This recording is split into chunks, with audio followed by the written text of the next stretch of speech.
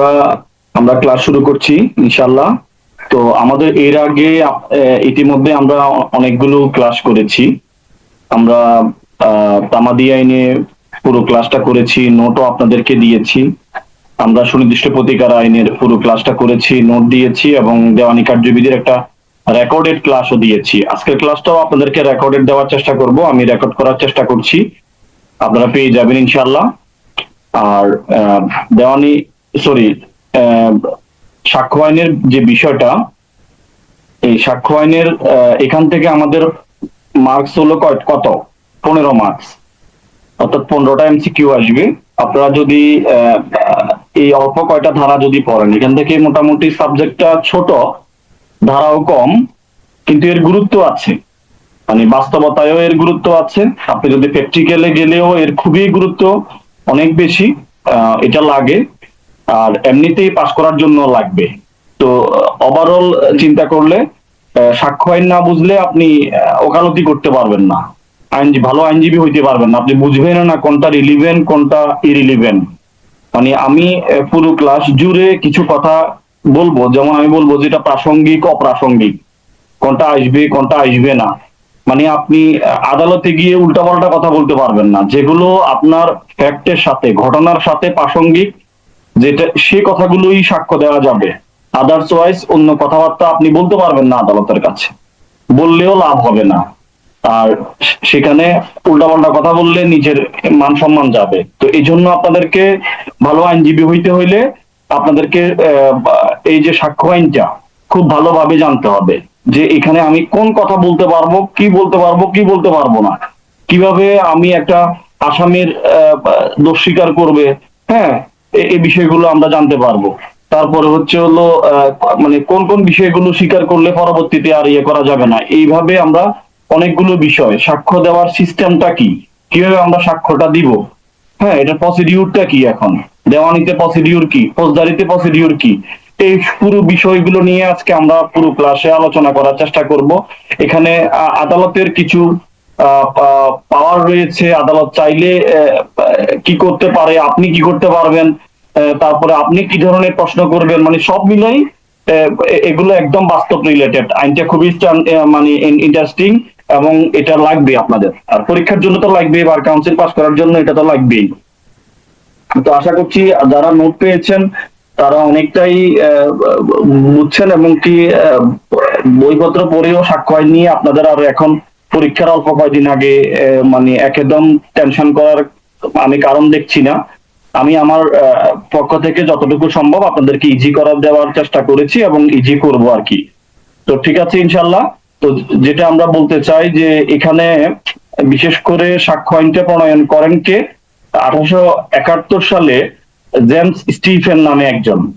এরপরে এটা ওনাকে আমরা সাক্ষ্য আইনের জনকও বলা হয়। এই ধরনের এমসিকিউ প্রশ্ন এসেছে এর মধ্যে থেকে আগে, এবং এটা একটা পদ্ধতিগত আইন, এটা একটা প্রসিডিউরাল ল। আর এটা 1 নং আইন। সাক্ষ্য আইনটা এখানে মোট ধারা আছে 167টি, মোট খণ্ড আছে 3টি, 3টা ভাগে ভাগ করা হয়েছে, আর মোট অধ্যায় আছে 11টি। এই হলো বিষয় প্রাথমিক আলোচনা। এটা কার্যকর হয়েছে 1872 সালের 1 সেপ্টেম্বর। ঠিক আছে। তো সাক্ষ্য আইনের সর্বশেষ একটা বড় সংশোধন হয়েছে। কেউ কি বলতে পারবেন কখন এটা সংশোধন হয়েছে? তারিখটা কেউ বলতে পারবেন? সাক্ষ্য আইন লাস্ট কখন সংশোধন হয়েছে?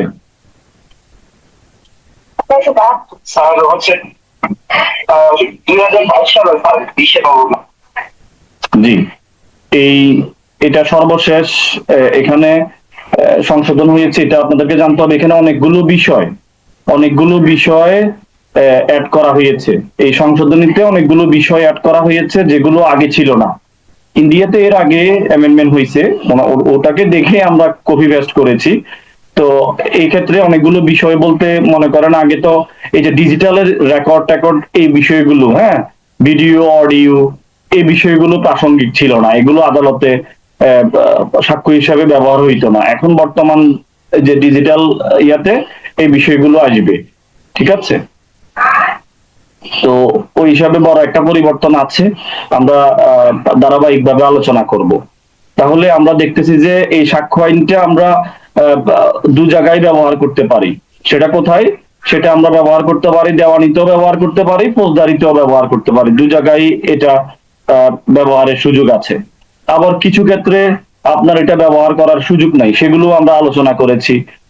যেমন আর্মি অ্যাক্টের 1952 এবং এয়ারফোর্স অ্যাক্ট 1953, হ্যাঁ, নেভাল ডিসিপ্লিন অর্ডিন্যান্স 1961, এগুলোতে কি করা যাবে না। আবার প্রশাসনিক ট্রাইব্যুনাল, সালিসি আদালত, মধ্যস্থতাকারী এর ক্ষেত্রে মানে এই জায়গাগুলোতে সাক্ষ্যটা ব্যবহার হয় না। এই যে প্রসিডিউর গুলা মানে প্রসিডিউরাল গুলো আছে এগুলো ব্যবহার হয় না। যদি আবার একটু বিশেষ করে যদি বলি, যেমন হিলটেক্স ম্যানুয়ালস অ্যাক্ট 1900, এখানে একটা ম্যানুয়াল আছে যেটা পার্বত্য অঞ্চলের জন্য। ওখানেও চাইলে চাইলে ওনারা মানে সাক্ষ্যটা ব্যবহার না করেও একটা মামলার সিদ্ধান্ত দেওয়ার ক্ষমতা রাখে 2 বিধি অনুযায়ী। এটা আপনাদের দরকার নাই, প্লেন ডিস্ট্রিক্টে দরকার নাই, বাট এরকম একটা সিস্টেম আছে। তো এই যে জায়গাগুলোতে সাক্ষ্য আইনটা ব্যবহার হয় না, এটা দেওয়ানি ফৌজদারিতে ব্যবহার হয়। তাইলে আমরা যদি প্রাথমিকভাবে বলতে চাই আদালত বলতে কি বুঝায়, মানে আদালত বলতে সকল বিচারিক ও ম্যাজিস্ট্রেট বা যেগুলো আমরা বাইরের যে আরবিট্রেশন এগুলো ব্যতীত এইসব ক্ষমতাপ্রাপ্ত সকল ব্যক্তিকে বুঝাবে যারা বিচার করে। এগুলো আমরা জানি আদালত কি জিনিস। ফ্যাক্ট অর্থ হলো ঘটনা, ঘটনা কি জিনিস। ঘটনা বলতে বুঝাইতেছে এমন কিছু অবস্থা বা বস্তু সম্পর্কে যা ইন্দ্রিয়ের মাধ্যমে অনুভব করা সম্ভব। মানে আপনার আপনার সেন্স বা এর মাধ্যমে বা কিছু অবস্থা বস্তু বা এগুলো ইন্দ্রিয়ের মাধ্যমে আপনি অনুভব করতে পারবেন, এগুলো হচ্ছে ঘটনা। কোন ব্যক্তি এমন মানসিক অবস্থা যার সম্পর্কে সে নিজে সচেতন, এই টাইপের কিছু বুঝাইতেছে। তাহলে কোন স্থানে নির্দিষ্টভাবে কোন বস্তু নির্দিষ্ট ক্রমে সাজানো হয়েছে, এটি একটি ঘটনা। কোন ব্যক্তি কিছু শুনেছে দেখেছে, এটিও একটা ঘটনা। কোন ব্যক্তি নির্দিষ্ট কিছু কথা বলেছে, এটিও একটা ঘটনা। তাহলে আমরা মোটামুটি ঘটনা কি জিনিস বুঝেছি। এরপরে আসেন বিচার্য বিষয়, ফ্যাক্টিং ইস্যু, এটা কি জিনিস। আপনি সকল কিছু নিয়ে আদালত আলোচনা করবে না। বিচার্য বিষয় বলতে বুঝাইতেছে যে কোনো মানে এমন ঘটনা যেটি একা বা অন্যান্য ঘটনার সাথে মিলিয়ে কোনো অধিকার, দায়বদ্ধতা, অযোগ্যতা, অস্তিত্ব, অনস্তিত্ব, প্রকৃতি, পরিসর নির্ধারণ করে, যা কোনো মামলা বা কার্য দ্বারা দাবি করা বা অস্বীকার করা বুঝায়। অর্থাৎ আপনি বিচার্য বিষয় বলতে বুঝাইতেছে আপনি কি চাইতেছেন আদালতের কাছে, ওইটাই আদালত নির্দিষ্ট করবে যে এখানে বিচার্য বিষয়টা কি হবে। ফৌজদারিতে চার্জ গঠন হয়, আর এখানে হলো দেওয়ানিতে হলো বিচার্য বিষয় গঠন হয়, ফ্রেম ইস্যু হয়। তাইলে এই বিচার্য বিষয় বলতে আপনি কি চাইতেছেন ওইটার উপরে আদালত নির্ধারণ করবেন। ঠিক আছে, আমরা ওইদিকে উদাহরণের দিকে আর যাচ্ছি না। এরপরে দলিল কি জিনিস। দলিল বলতে বা ডকুমেন্টস বলতে কি বুঝায়। দলিল বলতে বুঝায় এমন কোন বিষয় যা অক্ষর, সংখ্যা বা চিহ্নের মাধ্যমে কোন উপাদানের উপর প্রকাশ বা লিপিবদ্ধ করা হয় যাতে তা সংরক্ষণ বা ব্যবহার করা যায়। এতে ডিজিটাল রেকর্ডও এখন অন্তর্ভুক্ত হবে, যেমন লেখা একটা দলিল, ছাপা, লিথোগ্রাফ, ফটোগ্রাফ, তারপরে মানচিত্র, নকশা, ধাতু, পাথরের উপর খোদাই করে লেখা, cartoon, digital record, electronic record, এগুলোই হচ্ছে এখন দলিল। ঠিক আছে, এটি এমন কোন তথ্য বা রেকর্ড যা ম্যাগনেটিক বা electromagnetic, optical, computer memory, microfilm, DVD, CCTV, drone data, তারপর হলো মোবাইল বা অন্য কোনো ডিজিটাল ডিভাইসের মাধ্যমে প্রেরণ, গ্রহণ বা সংরক্ষণ করা হয়। এগুলো হচ্ছে হলো এখন দলিল হিসেবে গণ্য হবে। এগুলো এখন ওয়ান কাইন্ড অফ ডকুমেন্টস, অর্থাৎ অক্ষর, সংখ্যা, চিহ্ন, এই তিনটার মাধ্যমে যদি কোথাও আপনারা এটাকে সংরক্ষণ করেন বা লিপিবদ্ধ করেন, প্রকাশ করেন, এগুলো দলিল হিসেবে গণ্য হবে। আশা করছি এগুলো প্রাথমিক কথাবার্তা আপনারা বুঝেন। এখন সাক্ষ্য বলতে কি বুঝায়। তাহলে সাক্ষীদের দ্বারা আদালতে প্রদত্ত সকল মৌখিক বিবৃতি, এগুলোই হচ্ছে হলো সাক্ষ্য। তারপরে হলো আদালতে উপস্থিত সকল দলিল, যেমন রক্ত, বীর্য, চুল, ডিএনএ, আঙ্গুলের ছাপ, চোখের আইরিশ, পদচিহ্ন সহ অন্যান্য ফরেনসিক বা ভৌত উপাদান এগুলো সাক্ষ্য হিসাবে গণ্য হবে। ঠিক আছে? এরপর ডিজিটাল স্বাক্ষর, এটা আপনার নতুন করে ডিজিটাল স্বাক্ষরের বিষয়গুলো, যেমন ডিজিটাল স্বাক্ষরের সনদ সার্টিফাইং অথরিটি বা তথ্য যোগাযোগ প্রযুক্তি আইনের সংজ্ঞা অনুযায়ী নির্ধারিত হবে। ডিজিটাল স্বাক্ষর এই বিষয়গুলো এখন দেখবে আদালত দেখে। এরপরে প্রমাণিত আছে, কোন ঘটনা প্রমাণিত বলা হবে যখন আদালত তা সত্য বলে বিশ্বাস করে অথবা এমন ভাবে সম্ভাব্য মনে করে যে একজন বিচক্ষণ ব্যক্তি তা সত্য ধরে কাজ করবে, এটা হলো প্রমাণিত। আর অপ্রমাণিত বলতে বুঝাইতেছে কোন ঘটনা অপ্রমাণিত বলা হবে যখন আদালত মনে করে তা অস্তিত্বহীন বা এমন ভাবে অসম্ভব যে একজন বিচক্ষণ ব্যক্তি তা সত্য ধরে কাজ করবে না, এটা হলো অপ্রমাণিত। অপ্রমাণিত নয় এমন ঘটনা, যে ঘটনা না প্রমাণিত না অপ্রমাণিত সেটি অপ্রমাণিত নয় হিসেবে গণ্য হবে। তাইলে এগুলো প্রাথমিক আলোচনা, জাস্ট একটু আইডিয়া রাখবেন বিষয়গুলো কি। যেমন আমরা ফ্যাক্ট কি জিনিস, এই যে প্রমাণিত অপ্রমাণিত, ডকুমেন্টস দলিল, এই যে বিষয়গুলো একটু ধারণা রাখলেন, এগুলো জানতে হবে। এগুলো আপনার 3 ধারাতে বিষয়গুলো নিয়ে কিছু সংজ্ঞা নিয়ে আলোচনা করা হয়েছে। ম্যাক্সিমাম আমাদের 7টা আইনের মধ্যে আপনার 2 ধারাতেই সংজ্ঞা নিয়ে আপনার আলোচনা হয়, ফৌজদারিতে 4 ধারাতে আলোচনা করা হয়, আর এখানে মোটামুটি 3 ধারাতে আলোচনা করা হয়েছে, 2 আলোচনা করা হয়নি। ঠিক আছে?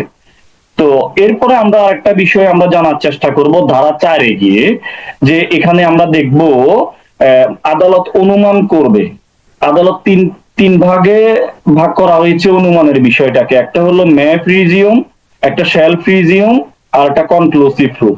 আদালতের কাছে যখন আপনি কোন একটা বিষয় উপস্থাপন করবেন, আদালত সেটা অনুমান করতে পারে। আর শ্যাল প্রিজিউম মানে আদালত অবশ্যই অনুমান করবে, এবং আরেকটা হচ্ছে কনক্লুসিভ প্রুফ, অর্থাৎ আদালত এটা চূড়ান্ত প্রমাণ হিসাবে দেখবে। এই হলো বিষয়। ঠিক আছে? এই 3 ভাবে দেখবে। এর মাঝে আবার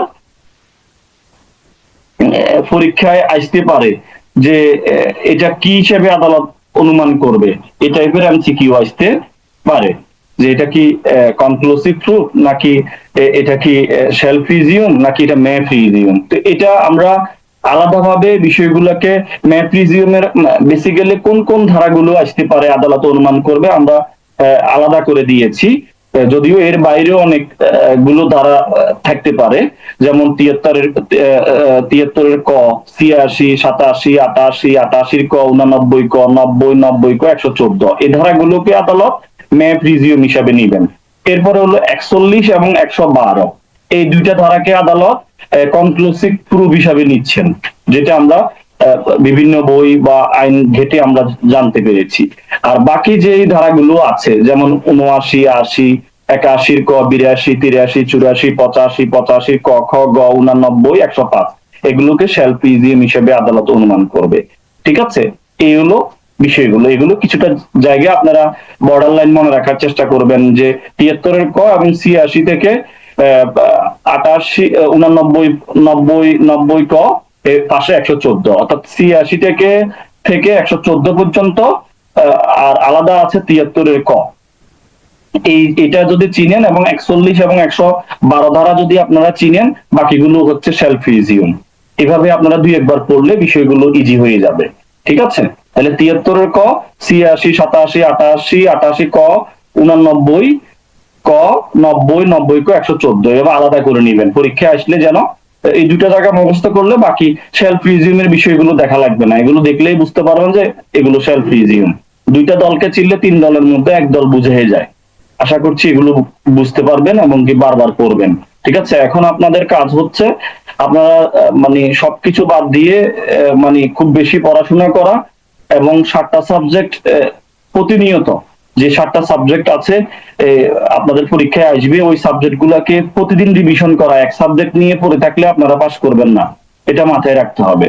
আপনাদেরকে 7টা সাবজেক্ট প্রতিদিন হয়তো অন্তত ফিসটা মানে উল্টানো লাগবে। এটা মাথায় রাখতে হবে, রিভিশন করতে হবে, নাইলে ভুলে যাবেন। এই যা কয়টা দিন আছে একটু পরিশ্রম করতে হবে, ঠিক আছে? তাহলে আপনাদের যে অন্তত মনের আশাটা পূরণ হবে এবং আপনাদের আইডেন্টিটি চেঞ্জ হবে। নাইলে বারবার পরীক্ষা দেওয়া লাগবে, অনেকে 7 বার পরীক্ষা দিচ্ছে, এরকমও আছে অনেকে। তো আমি চাই না যে আপনারা যে কয়জন নিয়মিত ক্লাস করছেন এই কয়জন যেন পাশ করেন, এটাই আমি চাই, ঠিক আছে? পড়াশোনা করলে পাশ করবেন, এটাই নিয়ম। এরপর আমরা 5 ধারা দেখি। 5 ধারাতে আমরা দুটো বিষয় দেখতে পাই। কি বিষয় দেখতে পাই? একটা হচ্ছে হলো বিচার্য বিষয়, আর একটা হচ্ছে হলো প্রাসঙ্গিক বিষয়।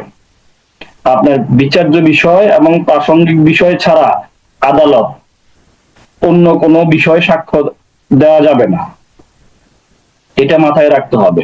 এখন এই যে বিচার্য বিষয় এবং প্রাসঙ্গিক বিষয়, এগুলো কোন ধারাতে আলোচনা করা হয়েছে? এগুলো আমরা 6 থেকে 55 ধারার মধ্যেই বলা আছে যে এগুলো প্রাসঙ্গিক নাকি অপ্রাসঙ্গিক, এগুলা কি, এই বিষয়গুলো আমরা দেখতে পাই। প্রাসঙ্গিক বিষয়গুলো ব্যতীত অন্য কিছুরে সাক্ষ্য দেওয়া যাবে না, ঠিক আছে? আর তারপরেও আবার এখানে বলা আছে আদালত গ্রহণ করবে কিনা তা আদালতের ব্যাপার, অর্থাৎ আদালত আমরা সাক্ষ্য আইনে 136 ধারায় বলা আছে কোন বিষয় সাক্ষ্য হিসাবে গ্রহণযোগ্য কিনা প্রাসঙ্গিক কিনা তা আদালত নির্ধারণ করবেন। তাইলে এটার পরেও 5-এ আমাদেরকে বলতেছে আমাদেরকে বিচার্য বিষয় বা প্রাসঙ্গিক বিষয় সম্পর্কে আমরা সাক্ষ্য দিতে পারবো, আদার্সওয়াইজ আমরা সাক্ষ্য দিতে পারবো না। এই দুইটা শব্দ আমাদেরকে মনে রাখতে হবে, অর্থাৎ প্রাথমিক বিদ্যালয় দিয়ে মনে রাখতে পারেন। করফলা দিয়ে প্রাসঙ্গিক আর বড়শিগার বি দিয়ে বিচার্য বিষয়। আমরা সংক্ষেপে ওই যে এরকম লিখি না, প্রাথমিক বিদ্যালয়কে ওইরকম আমরা সংক্ষেপে লিখতাম। তাইলে এই প্রাসঙ্গিক বিষয় এবং বিচার্য বিষয় ছাড়া আপনি কথা বলতে পারবেন না। আর এই পুরো বিষয়টা 6 থেকে 55 ধারা পর্যন্ত আলোচনা করা হয়েছে। এগুলো কি প্রাসঙ্গিক নাকি অপ্রাসঙ্গিক, রিলিভেন্ট নাকি ইরিলিভেন্ট, ঠিক আছে? এই 5 ধারাতে শুধু এই কথাটাই বলা আছে। আবার আমরা বলতেছি 136-এ আদালতের একটা পাওয়ার দেওয়া হয়েছে, আদালত কি করবেন, সাক্ষ্য হিসেবে গ্রহণ করবেন বা করবেন কি না সেটা আদালতে নির্ধারণ করবেন। এরপরেও আরো আদালতের অনেকগুলো পাওয়ার নিয়ে আমরা সাক্ষ্য আইনে আলোচনা করব। 165-তে আদালতের ইরিলিভেন্ট প্রশ্ন নিয়েও কোশ্চেন করার সুযোগ আছে। রিলিভেন্ট না, ইরিলিভেন্ট অপ্রাসঙ্গিক কথাও আদালত চাইলে বলতে পারে, তবে সেটা লিমিটের মধ্যে। এই বিষয়ে 65-তে আছে। 148 দেখলে আমরা বুঝতে পারবো যে আদালতে মানে সাক্ষ্য গ্রহণ করার সময় হস্তক্ষেপ করতে পারবেন যে এই বিষয়ে, এবং কি সাক্ষীকে বলে দিতে পারবেন যে এই বিষয়ে সাক্ষ্য দিতে আপনি বাধ্য নয়। এই টাইপের কথাবার্তা গুলো বলা আছে। আদালতের এখানে কিছু স্পেশাল পাওয়ার আছে, ঠিক আছে? এরপরে আমরা 6 ধারাতে দেখি। আমরা 6 ধারা মনে রাখবো হচ্ছে হলো একটা শব্দ দিয়ে মনে রাখবো, সেটা হলো রেজ জ্যেষ্ঠা নীতি। এই রেজ জ্যেষ্ঠা নীতি দিয়ে, অর্থাৎ সংগঠিত ব্যাপার নীতি, এই বিষয়টা দিয়ে আমরা মনে রাখবো, ঠিক আছে? অর্থাৎ একই ঘটনার অংশ, এগুলো প্রাসঙ্গিক। একই ঘটনার অংশ, এগুলো প্রাসঙ্গিক, একটার পরে একটা বিষয় আসবে, এটাকে বলা হয় রেজ জ্যেষ্ঠা নীতি, ঠিক আছে? যেমন করিম খাদিজা এর মধ্যকার যে পত্রালাপ হয়েছে, একটা চিঠির মধ্যে, পত্রের মধ্যে উনি মানহানিক বক্তব্য দিয়েছে, কিন্তু এখানে যে ওনার সাথে যে আরো পত্র বিনিময় হয়েছে, তখন আদালত পুরো যে তার সাথে যত পত্র বিনিময় হয়েছে আগে পরে সবগুলো পত্রই এখানে প্রাসঙ্গিক হবে। এই টাইপের সিরিজ অফ ট্রানজাকশন, এগুলো সংগঠিত ব্যাপার নীতি বলা হয়। তাইলে 6 ধারাটা এগুলো কাহিনী। এরপরে আমরা 7 ধারা মনে রাখবো একটা শব্দ দিয়ে। আমরা পুরো বিষয়গুলো এমনি বুঝতে পারবো, মনে রাখার সুবিধার্থে আমরা এখানে একটা ওয়ার্ড ইউজ করেছি যেটাকে বলা হয় ওসিই, ওসি। এই শব্দটা যদি এই কথাটা যদি আপনারা মনে রাখেন, তাইলে আপনারা দেখেন O for occasion, C for cause, আর ই ফর ইফেক্ট। তাইলে উপলক্ষ, অকেশন অর্থ উপলক্ষ, কজ অর্থ কারণ, আর ইফেক্ট অর্থ পরিণাম। এই ওসি দিয়ে মনে রাখতে পারেন। এই শব্দটা আপনাদের 7 ধারাটা মনে রাখবেন ওসি দিয়ে। আশা করি আপনাদের এই বিষয়টা বুঝতে পেরেছেন। 8 ধারা মনে রাখবেন এমপিসি দিয়ে। একটা শব্দ, এই শব্দ, এই 3টা ওয়ার্ড মনে রাখলেই হয়ে যাবে। এখানে মূল গল্পই এটা। এম দিয়ে মোটিভ কি, একটা মোটিভ দেখবে আদালত, ঠিক আছে? প্রিপারেশন দেখবে এবং কন্ডাক্ট দেখবে। কন্ডাক্ট অর্থ হচ্ছে হলো আচরণ। এখানে এই যে এখানে আচরণটা দুভাগে হবে, পূর্ববর্তী এবং পরবর্তী। একটা মানুষের ঘটনা ঘটলে তার পূর্বের আচরণ এক রকমের হবে, পরবর্তী আচরণ, ঘটনার পরবর্তী আচরণ আরেক রকমের হবে। দুটা মিলাই আপনাকে দেখতে হবে। তাইলে এখানে এমপিসি, মডেল পেনাল কোড যদি আমরা বলি, এই টাইপের এমপিসি, অর্থাৎ এম দিয়ে মোটিভ, পি দিয়ে প্রিপারেশন, সি দিয়ে কন্ডাক্ট। তাইলে এই তিনটা শব্দ মনে রাখলে আপনারা আট ধারাটা মনে রাখতে পারবেন। আমি অত বেশি বিস্তারিততে যাচ্ছি না, ঠিক আছে? অত বেশি বিস্তারিত উদাহরণ নিয়ে বেশি আলোচনা করছি না। আপনারা পারবেন, আপাতত পাস করা দরকার। রিটেনে হইলে আমরা আরো ডিটেলস আলোচনা করতাম, উদাহরণগুলো পড়াশোনা করতাম, ঠিক আছে? তাইলে আমরা কি শিখলাম এতক্ষণ পর্যন্ত? আমরা আট ধারা পর্যন্ত কি শিখলাম দেখেন। আমরা দুই তিন ধারাতে কিছু সংজ্ঞা দেখেছি, এই সংজ্ঞাগুলো জানাটা দরকার। ফ্যাক্ট কি জিনিস, হ্যাঁ, তারপরে প্রাসঙ্গিক, অপ্রাসঙ্গিক, প্রমাণিত, অপ্রমাণিত, এই বিষয়গুলো আমরা দেখেছি। ডকুমেন্ট, দলিল কি জিনিস, এখন নতুন করে আরো কি সংযুক্ত হয়েছে, সেই বিষয়গুলো নিয়ে আমরা দেখেছি। আমরা চার ধারাতে বলেছি তিন ভাবে, এখন তিন ধরনের আদালত বিষয়কে অনুমান করবেন: math, resume, self resume, conclusive proof. আমরা বলেছি ৮৬ থেকে ৮৯, আর এখানে কত ১১৪, ৯০, ১১৪, ৮৬ থেকে ৯০ পর্যন্ত বা ৯০ ক পর্যন্ত, পাশাপাশি ১১৪ এগুলো ম্যাথ রিজিউম হিসেবে নিবে, আর হচ্ছে ৪১ এবং ১১২ কনক্লুসিভ প্রুফ। বাকি যে বিষয়গুলো আছে ৭৯, ৮০, ৮১, ৮২, ৮৩, ৮৪, ৮৫, ৮৫ ক খ গ, এরপরে ৮৯ একটা এখানে ৮৯ আলাদাভাবে ৮৯ আছে, এগুলো সেলফ রিজিউম হিসেবে নিবে। এগুলো একটু বারবার পড়তে হবে আপনাকে। পাঁচ ধারাতে আমরা বলেছি দুটো বিষয় আসবে, সেটি হলো প্রাসঙ্গিক বিষয় এবং বিচার্য বিষয় নিয়ে আপনারা কথা বলতে পারবেন। আর কোনগুলো প্রাসঙ্গিক, কোনগুলো অপ্রাসঙ্গিক, সেগুলো ৬ থেকে ৫৫ ধারায় আলোচনা করা আছে। আবার আমরা বলেছি ১৩৬ ধারাতে আদালত বলে দিয়েছে, আদালত এগুলো মানে কোন সাক্ষ্যটা গ্রহণযোগ্য কিনা, প্রাসঙ্গিক কিনা, তা আদালত নির্ধারণ করবেন। ওই ১৩৬-এ আদালতের একটা পাওয়ার দেওয়া হয়েছে। এরপরে আমরা আরো বলেছি যে আদালতের আরো অন্যান্য জায়গায়ও কিছু পাওয়ার আছে, সেগুলো আমরা সামনে একটু পরে দেখতে পাবো। আমরা ১৬৫ ধারার কথা বলেছি, ওখানে আদালত অনেকগুলো সাক্ষীকে অনেকগুলো প্রশ্ন করতে পারবে, এবং কি ইরিলিভেন্ট প্রশ্ন পর্যন্ত করতে পারবে, যেটা প্রাসঙ্গিক না অপ্রাসঙ্গিক কথাবার্তাও ওনারা জিজ্ঞাসা করতে পারবেন। এই বিষয়গুলো আছে। এরপরে হলো আমরা বলেছি ১৪৮ ধারায় বলেছি যে ওখানে আদালত সাক্ষীদেরকে সতর্ক করতে পারবেন, আপনি এটা বলতে বাধ্য নয়। এরপরে আরো আছে, আরো অনেকগুলো ধারাতে এখানে আদালতের কিছু পাওয়ার রয়েছে, ঠিক আছে? এরপরে ৬ ধারাতে আমরা মনে রাখার জন্য বলেছি র্যাট, জ্যেষ্ঠা নীতি, জাস্ট শুধু সংগঠিত ব্যাপার নীতি, এটা আপনারা মনে রাখবেন। ৭ ধারাতে মনে রাখার জন্য বলেছি ওসি, ওসি, ওসি, ঠিক আছে, অকেশন, কজ, ইফেক্ট। এরপরে ৮ ধারাতে মনে রাখার জন্য বলছি এমপিসি।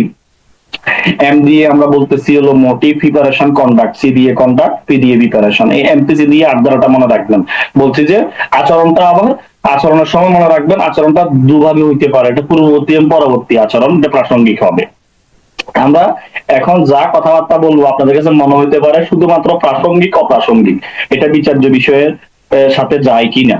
বিচার্য বিষয়ের সাথে যে বিষয়গুলো প্রাসঙ্গিক, সেগুলো নিয়ে আপনি আদালতে সাক্ষ্য দিতে পারবেন। বিচার্য বিষয়ের সাথে যে বিষয়গুলো প্রাসঙ্গিক, সেগুলো নিয়ে আপনি আদালতে সাক্ষ্য দিতে পারবেন। আদার্সওয়াইজ অন্য কথাবার্তাগুলো আদালত শুধু শুনবেন, কোনো আমলে নিবেন না, ঠিক আছে?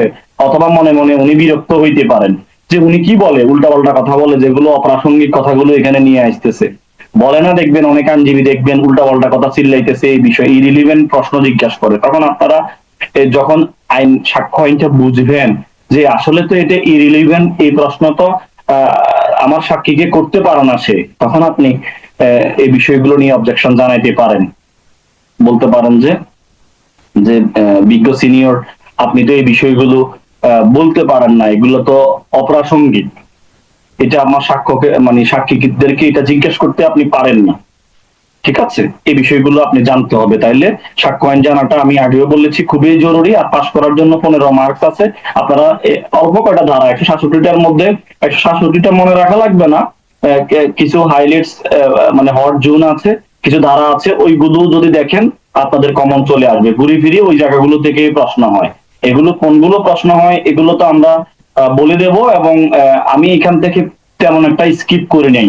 আমি আপনাদেরকে আগেও বলেছিলাম দেওয়ান এ, আপনার তামাদি আইন, সুনির্দিষ্ট প্রতিকার আইন, bar council ethics and order, সাক্ষ্য আইন, এই জায়গাগুলোতে আপনারা বেশি একটা স্কিপ করবেন না, মানে বাদ দিবেন না বেশি একটা। এখানে ম্যাক্সিমাম ধারাগুলো মনে রাখার চেষ্টা করবেন, কেননা এই ছোট সাবজেক্ট গুলাতেই আপনার পাশের জন্য আপনাকে হেল্প করবে। আর আপনি ছোট সাবজেক্ট গুলাতে এই অল্প কটা ধারা হেডলাইন মনে রাখাটা, সূচি মনে রাখাটা আপনাদের জন্য সম্ভব। আর বড় বড় গুলাতে আপনারা অনেক স্কিপ করতে পারবেন। তো এই জন্য আপনাদের ম্যাক্সিমাম অন্তত যদি ভিতরের গল্প তো জানবেনই, কিন্তু ছোট ছোট করে হেডলাইন মনে রাখার জন্য, যেমন আমি বলতেছি 5 ধারাতে 2টা শব্দ আছে, কি শব্দ? একটা হলো প্রাসঙ্গিক বিষয়, একটা হলো বিচার্য বিষয়। 6 ধারাতে একটা শব্দ মনে রাখার জন্য বলছি রেজিস্ট্রার নীতি, এটা কি জিনিস এটা আপনারা জানেন, একই ঘটনার অংশ। ঠিক আছে। আমরা 7 ধারাতে বলেছি হলো আমার একটা ফোন আসছে।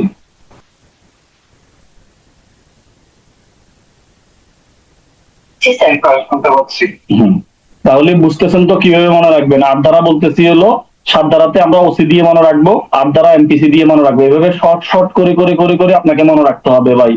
এই বয়সে এসে তো সব মনে রাখতে পারবেন না, এখন টেকনিক্যালি আপনাকে বিষয়গুলো আগাইতে হবে। তো ওই টেকনিক্যালি আমি যতটুকু সম্ভব হয়েছি আমার সামান্য জ্ঞানে আমি ম্যাক্সিমাম চেষ্টা করেছি টেকনিক অবলম্বন করার জন্য। আশা করছি আপনারা অন্তত যারা নোটটা দেখেছেন কিছুটা হইলেও ইজি মনে হয়েছে, হয়েছে না? আব্দুল কাদের ভাই,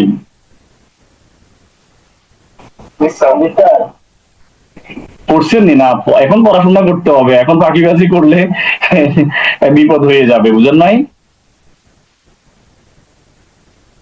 এই যে আমরা মনে করেন আমরা চেষ্টা করছি, কিন্তু আমরা কি একটু ব্যতিক্রম? আমি চেষ্টা করি না, আমার চিন্তা ভাবনা একটু ব্যতিক্রম কিনা সেটা বলেন।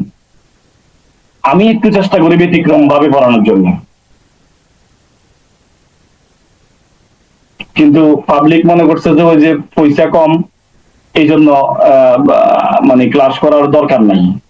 দেখেন একজন আসিল, উনিও মুরব্বী বিদায় নিছে, তিনিও না জয়েন করছে, মাঝামাঝি ইচ্ছে হইলে ঢুকে, ইচ্ছে হইলে বের হয়, কোনো সমস্যা নাই, অ্যাক্সেস দেওয়া আছে।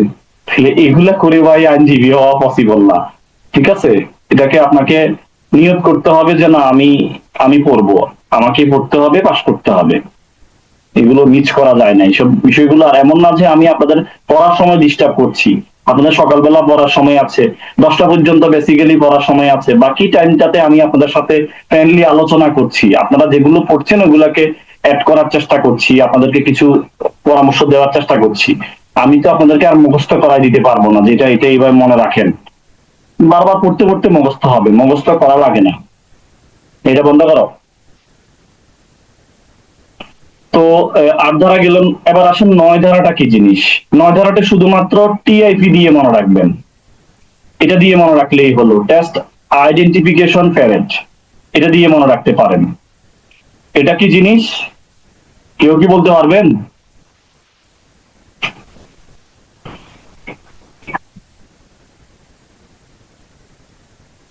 কেউ কি টিআইপি সম্পর্কে ধারণা আছে?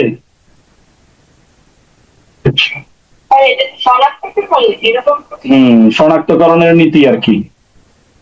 মানে আমরা তো উদাহরণ দিয়ে দেখিয়েছি যে মানে কি হয়েছে যে রাতের বেলা একটি ডাকাতি সংঘটিত হলো, ডাকাতেরা ডাকাতের মুখ ঢাকা ছিল এবং ভুক্তভোগী শুধু তাদের আচরণ ও গঠন দেখেছিল।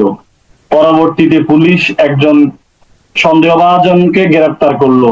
তদন্ত চলাকালে ম্যাজিস্ট্রেটের উপস্থিতিতে একটি টিআই ফেরত করা হলো। ভুক্তভোগীকে এই যে 8জন একই ধরনের মানুষের মধ্যে অভিযুক্তকে চিহ্নিত করতে বলা হলো। ভুক্তভোগী নির্দিষ্ট একজন ডাকাতকে ডাকাত হিসেবে শনাক্ত করলো। এই হলো সত্য আর কি। তো এখানে সত্য হচ্ছে যে সত্যগুলো পুরো এই সত্য হইলে আরো কিছু সত্য আছে, সেটা হলো আপনাকে কি করা যাবে না, আগে থেকে পূর্ব থেকে চিনা যাবে না। আপনি যে টিআই ফেরাট ইউজ করবেন কি করা যাবে না, আপনার আসামির নাম শনাক্ত করে অজানা থাকতে হবে, অপরিচিত হইতে হবে। ঠিক আছে, অপরাধ অনুষ্ঠানের পর আসামিকে দেখবার কোনো সুযোগ সাক্ষীকে প্রদান করা হবে না, শনাক্ত মানে সঠিক বলে এই যে জিনিসগুলো থাকলে আপনি টিআই ফেরাট হবে, উল্টাপাল্টা টিআই ফেরাট হবে না। বিষয়টা বুঝছেন না? এটা একটা শনাক্তকরণের নীতি, সিস্টেম, প্রসিডিউর। ঠিক আছে, এটাই বলা আছে এখানে। আদার্স ওয়াইজ আপনাকে আর তেমন একটা বিষয় না জানলে হবে। এখানে বলতেছে যে একটি ঘটনা প্রমাণের জন্য, মাথায় রাখবেন। তাহলে এখানে আমরা কি জিনিসটা জানবো, টিআই ফেরত কেন প্রাসঙ্গিক, এটা কি? এটা হলো প্রাসঙ্গিক এই কারণে আপনার একটা ঘটনা প্রমাণের জন্য আরেকটি ঘটনার প্রয়োজন হয়। এই টিআই ফেরতটা তো একটা একটা গল্প সাজাইছেন আপনি, একটা মেথড সাজাইছেন, একটা মুভি সাজাইছেন। এটা কেন? একটা শনাক্তকরণের জন্য। এখন বলতেছে যে এটা তো নতুন একটা গল্প, এই গল্প তো প্রাসঙ্গিক হইতে পারে না, কিন্তু আপনি এই চোরকে শনাক্ত করার জন্য, ডাকাতকে শনাক্ত করার জন্য, অপরাধীকে শনাক্ত করার জন্য এই ঘটনাটা প্রাসঙ্গিক হবে। ঠিক আছে, এই যে আমরা বললাম, ঘুরি ফিরে আমরা একটাই কথাই বলবো, এটা প্রাসঙ্গিক নাকি অপ্রাসঙ্গিক, আমরা এগুলো নিয়ে আলোচনা করছি। ঠিক আছে, উল্টাপাল্টা তো আমরা বিচার্য বিষয়ের সাথে যেগুলো প্রাসঙ্গিক সেগুলোই নিয়ে আমরা কথা বলতে পারবো। এই ঘটনাটা প্রাসঙ্গিক, আদালতকে বলতে পারবো যে মাননীয় আদালত এইভাবে যদি এই ঘটনাটা এখানে প্রাসঙ্গিক, কেননা এটা না হলে আমরা আমাদের ইয়াতে অপরাধীকে শনাক্তকরণ করা যাইতো না। তাইলে এখানে ৯ ধারাতে এটা বলে দেওয়া আছে যে একটি ঘটনা প্রমাণের জন্য আরেকটি ঘটনা প্রয়োজন হয়, তখন সেটা প্রাসঙ্গিক। এতটুকু জানলেই হবে, আমরা আর বাকি বেশি বুঝার দরকার নাই। এরপরে হচ্ছে হলো ১০ ধারাটা আমরা একটু জানতে পারি। এখানে কমন ডিজাইনের কথা বলা আছে, অর্থাৎ অভিন্ন অভিপ্রায়, ষড়যন্ত্রকারীর কথা বা কাজ এগুলো প্রাসঙ্গিক। ঠিক আছে, আমরা ৩৪ ধারাতে বলি না যে ওই যারা একই ইন্টেনশন নিয়ে যারা কাজ করে এরা সম অপরাধী হবে, এই টাইপের। এখানেও কমন ডিজাইনের কথা বলা আছে। এখানে তো আর অপরাধ না, এখানে বলতে হচ্ছে এই কথাগুলো প্রাসঙ্গিক হবে যাদের অভিন্ন অভিপ্রায় আছে, কমন ইন্টেনশন যাদের আছে, কমন ডিজাইন যাদের আছে, এই ষড়যন্ত্রকারের কথা কাজ এগুলো প্রাসঙ্গিক হবে। এরা কি কি করেছে ঘটনা ঘটানোর আগে, এগুলো, এই কথা বা কাজগুলো প্রাসঙ্গিক হবে আদালতে, এই ঘটনাটা কোনো একটা ঘটনা প্রমাণ করার জন্য বা একটা অপরাধীকে শনাক্ত করার জন্য, ঠিক আছে, বা কোনো একটা অপরাধীকে শাস্তি দেওয়ার জন্য। এই বিষয়গুলো আপনাদেরকে মাথায় রাখতে হবে। এটা হলো ১০ ধারা। তাইলে ১১ ধারাতে কি বলতেছে, জাস্ট শুধু মনে রাখবেন ওই যে প্লি অফ এলিবাই, এই কথাটা মনে রাখবেন। এটা কি জিনিস? এটা হলো অন্যত্র থাকার একটা অজুহাত, যেটা আমরা সাক্ষ্য আইনের প্রমাণের ভার যখন আমরা পড়বো, ঠিক আছে, ১০১ থেকে ১১২ পর্যন্ত, ঠিক আছে, ওই জায়গাগুলো যখন আমরা পড়বো তখন ওখানে ১০৩ ধারায় বলা আছে কিভাবে অন্যত্র থাকার অজুহাত কিভাবে প্রমাণ করতে হয়। ঠিক আছে, এখন যে ব্যক্তি বলবে যে আমি তো ঘটনা সময় ওই বাসাতে ওই এলাকাতেই ছিলাম না, এটা ওনাকেই প্রমাণ করতে হবে উনি কিভাবে ছিল না। তাইলে উনি নিশ্চয়ই অন্য জায়গায় ছিল, অন্য জায়গায় থাকলে ওইরকম এভিডেন্স শো করতে হবে, তাইলে সে বেঁচে যাবে। ঠিক আছে, এই কথাটাই ধারা ১১তেও বলা আছে, এবং কিভাবে প্রমাণ করতে হয় সেটা ১০৩ ধারাতেও বলা আছে। আশা করি জাস্ট শুধু পিলিও এলিবাই দিয়ে মনে রাখবেন, অন্যত্র থাকার অজুহাত, এটা প্রাসঙ্গিক। কেউ যদি বলে, আমরা এখন পড়তেছি হলো প্রাসঙ্গিক কি অপ্রাসঙ্গিক এটা বলতেছি, এরকম যদি কেউ বলে এটা প্রাসঙ্গিক হবে আদালতে। ঠিক আছে, এই বিষয় নিয়ে কথা বলা যাবে, অন্যত্র থাকার অজুহাত নিয়ে কথা বলা যাবে যে সেটা ছিল না। ঠিক আছে, এটা প্রাসঙ্গিক। এরপরে ১২ ধারাটা হলো ক্ষতিপূরণের বিষয়টা। ক্ষতিপূরণের মোকদ্দমা, যেসব ঘটনা আদালত কর্তৃক ক্ষতির পরিমাণ নির্ধারণে সহায়তা করে সেগুলো প্রাসঙ্গিক। ঠিক আছে, এমন একটা ক্ষতিপূরণ আপনি কিভাবে নির্ধারণ করবেন ক্ষতিপূরণের মোকদ্দমায়? নিশ্চয়ই এখানে কোনো একটা ঘটনার কথা আপনি বলতে পারবেন, কোন একটা বিষয় আপনি বলতে পারবেন, এগুলো প্রাসঙ্গিক। যে এইভাবে পূর্বে এইভাবে প্রতিটা ক্ষতিপূরণটা নির্ধারণ করা হইতো, এটা আপনি বলতে পারবেন। তারপরে ১৩ ধারা তো ১২ ধারার মতো একটু কাছাকাছি টাইপের, ওই যে কাস্টম অথবা প্রথা, মানে পূর্বের কিভাবে কি হইতো, কি রীতিনীতি ছিল, হ্যাঁ, এগুলো, এই কথাগুলো এখানে প্রাসঙ্গিক। মানে আগেকার জমানায় যে উনি কিভাবে রাইটটা করেছে, যেমন করিমের দাদা হাশেম আলী, সে পুকুরে একা মাছ ধরতেন, একটা পুকুরে সে একা মাছ ধরতেন ওই পুকুরে। এখন গ্রামের লোকজন অনেক বছর ধরে এটিকে স্বীকার করে আসছে, কিন্তু একবার রহিম এই কাশেম সেখানে মাছ ধরতে গেলে করিমের পরিবার, কারণ এখানে বাধা দেয়। কেন করিমের পরিবার বাধা দিচ্ছে? কারণ করিমের দাদা হাশেম আলী ওই পুকুরে একাই মাছ ধরতেন, ওটা উনি ব্যবহার করছেন। আবার কিছু সময় প্রতিবেশীরা সেই অধিকার মানতে অস্বীকার করে। এইসব ঘটনা প্রমাণ করতে সাহায্য করবে যে করিমের পরিবার সত্যি ওই রীতিগত অধিকার আছে কি নাই, সে কি আসলে মাছ ধরতো কিনা, এই কথা যে চালু আছিল, ওনারা একা ওই ওই পুকুরে, তার দাদা একাই ওই পুকুরে মাছ ধরতো কিনা, এখানে তার একটা মানে এখানে একটা রাইট তৈরি হয়ে গেছে। কাস্টমস বা রাইট বা অধিকার কথা এগুলো প্রাসঙ্গিক হয়। ঠিক আছে, 14 ধারাতে আমরা ছোট্ট করে মনে রাখি, এগুলো অতটা গুরুত্বপূর্ণ নয়, যা শুধু শারীরিক মানসিক। ঠিক আছে, এটা একটু মাথায় রাখতে পারেন। জাস্ট মানসিক অবস্থা এবং শারীরিক অবস্থা একটা মানুষের আদালতের কাঠগড়ায় যখন দাঁড়াবে, বিচারক দেখবেন ওনার মানসিক অবস্থাটা কি, ওনার শারীরিক অবস্থাটা কি, এটার উপর ডিপেন্ড করে উনি ওনার ওনার এটা কি ঘটনার ওনার কথাবার্তা গুলো প্রাসঙ্গিক হবে কিনা সেটা নিবেন, এটাও দেখবেন আদালতে। এরপরে হচ্ছে 15তে বলতেছে যে এটা কি আকস্মিক না ইচ্ছাকৃত, এই দুটো শব্দ মনে রাখবেন। এটা কি ইন্টেনশনালি নাকি অ্যাক্সিডেন্টলি। ঠিক আছে, এটা কি ইন্টেনশনালি নাকি এটা এআই আর কি নাকি এটা অ্যাক্সিডেন্টলি, এআই দিয়ে মনে রাখতে পারেন এই দুটো শব্দ শুধু। আর আগেরটাতে শারীরিক মানসিক, এই দুটো শব্দ, এই দুটো জিনিস আদালত দেখবেন। ঠিক আছে, 16 ধারাটা আমরা কোর্স অফ বিজনেস, আমরা এই কথাটা শব্দের সাথে আপনারা অনেকেই পরিচিত, অর্থাৎ একই সিস্টেম, ওই সেম ট্রানজাকশনের মতো, অর্থাৎ একটা প্রসিডিউর, একটা নিয়ম, এটা এটা ফলো করছে কিনা।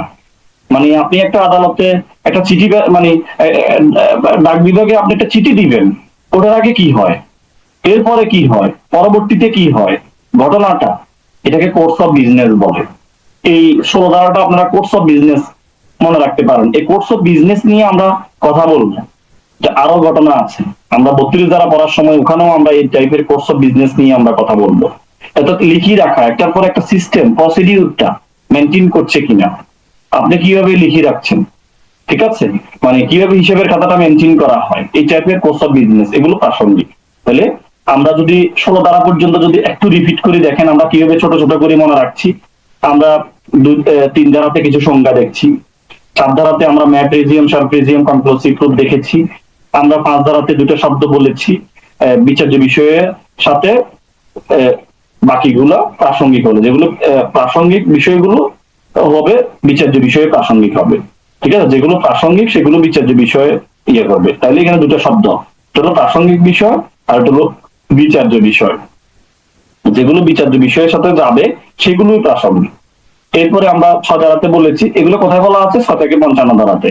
এরপরে আমরা বলেছি 7 ধারাতে বলেছি, শব্দ কি বলেছি আমরা, ওসির কথা বলেছি, ও সিই, অকেশন, কজ, ইফেক্ট, এই শব্দটা, এই তিনটা ওয়ার্ড আমরা পেয়ে গেলাম। উপলক্ষ, কারণ, পরিণাম, প্রাসঙ্গিক। এই উপলক্ষটা কি, কারণটা কি, পরিণাম কি হয়েছে, এগুলো বিশ্লেষণ করলে এই কথাগুলো প্রাসঙ্গিক হবে। এরপরে আমরা বলেছি এমপিসি 8 ধারাতে কি, এমডিএ হলো মোটিভ কি, প্রিপারেশন কি, কন্ডাক্ট মানে আচরণ কি, হ্যাঁ পূর্ববর্তী পরবর্তী। আবার আমরা 9 ধারাতে বলেছি কি টিআই ফেরেট, শুধু টিআই ফেরেট দিয়ে আমরা মনে রাখেছি, যদিও এটা টিআই ফেরেটের কথা নাই, এখানে বলতেছে একটি ঘটনা সরাসরি টিআই ফেরেট নিয়ে কথা বলে নাই, আমরা মনে রাখার জন্য বলছি। আচ্ছা 6 ধারাতে মনে হয় আমরা বলি নাই, 6 ধারা বলছি কিলাম না, রেড জ্যেষ্ঠা নীতি। ঠিক আছে, তাইলে আমরা 3 ধারাতে সংজ্ঞা পাইছি, 4 ধারাতে map region, sharp region, conclusive proof পাইছি, 5 ধারাতে আমরা প্রাসঙ্গিক বিষয় বা বিচার্য বিষয় এই বিষয়গুলো দেখতে পাইছি, 6 ধারাতে রেজিস্টার নীতি, 7 ধারাতে ওসি, 8 ধারাতে এনপিসি, মডেল প্যানেল কোড যেটা বললাম, মোটিভ, প্রিপারেশন, কন্ডাক্ট, তারপরে 9 ধারাতে টিআই প্যারেড। ঠিক আছে, যদিও টিআই প্যারেড নিয়ে সরাসরি বলা নাই, বাট আমরা শনাক্তকরণ নীতিটা দেখতে পাই, এখানে বলা আছে একটা ঘটনা প্রমাণ করার জন্য আর একটা নতুন ঘটনা বলা যাবে, এটাকে বলা হয় টিআই প্যারেড। 10 ধারাতে আমরা কমন ডিজাইন বা এটা আমরা দেখতে পাইছি, এদের ষড়যন্ত্র কাজ, এগুলো প্রাসঙ্গিক হবে। 11 ধারাতে আমরা প্লি অফ এলিভাই, এটা দিয়ে আমরা মনে রেখেছি উন্নত থাকার অজুহাত, এটা প্রাসঙ্গিক হবে। হ্যাঁ 12 ধারাতে ক্ষতিপূরণ কিভাবে আমরা নির্ধারণ করব, এটা আমরা এটুকু মনে রাখলে হবে, ড্যামেজ। হ্যাঁ 13 ধারাতে কাস্টমস, এটা খালি মনে রাখলে হবে, প্রথা, পূর্ব থেকে কি মেথডে চলে আসছে। হ্যাঁ, 14 ধারাতে আমরা বলছি শারীরিক মানসিক, 15 ধারাতে বললাম আমরা এআই। এটা কি ইন্টেনশনালি নাকি অ্যাক্সিডেন্টলি নাকি ইন্টেনশনালি, এটা কিভাবে হয়েছে?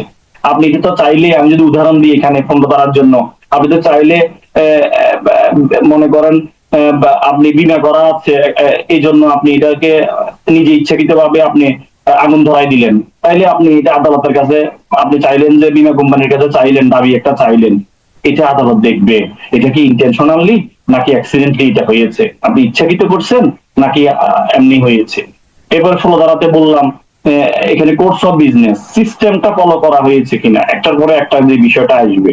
ঠিক আছে, এটাই খুবই গুরুত্বপূর্ণ। এখন আমরা কিছু বিষয় বলবো, এটা লাগবে পরীক্ষা আসে, রিটেনের জন্য গুরুত্বপূর্ণ। 17 থেকে 31 পর্যন্ত এই জায়গাটা, 17 ধারা থেকে 31 ধারা পর্যন্ত একটা লিখিত প্রশ্ন হয় যে আমরা এখন বলবো 17 ধারাতে কি বলা আছে, স্বীকৃতির বিষয় বলা আছে, স্বীকৃতির সংজ্ঞা দেওয়া আছে, কি দেওয়া আছে, স্বীকৃতি কি জিনিস, অ্যাডমিশন, এই অ্যাডমিশনের সংজ্ঞা এখানে বলা আছে। বলতেছে অ্যাডমিশন কি জিনিস, স্বীকৃতি কি। স্বীকৃতি কি, তা হলো একটা বিবৃতি, বিবৃতি তো বুঝেন, কেউ কোনো একটা কথাবার্তা আর কি। এই যে মনে করেন রামিসা হত্যা মামলায় একটা বিবৃতি দিল না, এই যে কিছু অনেকেই বিবৃতি দিচ্ছে, এটা 3 থেকে 5 দিনের মধ্যে এটা বিচার করা সম্ভব, এটা কেন এত দেরি হবে, মানে এখানে কেন এই করবে, এই যে বিভিন্ন বিষয় বিবৃতি দিচ্ছে, কিন্তু আসলে এগুলো অপ্রাসঙ্গিক, এগুলো ইরিলিভেন্ট। এইসব কথাবার্তা গুলো একটা আইনের মানুষ বলতে পারে না। আইনের গতিতে চলবে। আইন কি, আইনের একটা নির্দিষ্ট সিস্টেম আছে না, একটা প্রসিডিউর আছে না, আপনাকে ওই সিস্টেমে যাইতে হলে আইন সংশোধন করতে হবে। আমার কথাগুলো কি বুঝতেছেন? সিস্টেমের বাইরে আমরা ইরিলিভেন্ট কথা বলতেছি। উদাহরণ দিতে গিয়ে যেমন ইরিলিভেন্ট আপনি বলতে পারেন না, তো আপনি কি চাইলে 3 থেকে 5 দিনের মধ্যে একটা মানুষকে, উনি অপরাধী ঠিক আছে, তাইলে কি ওনাকে আপনি ফাঁসি দিয়ে দিবেন? ওনার প্রসিডিউর আছে না।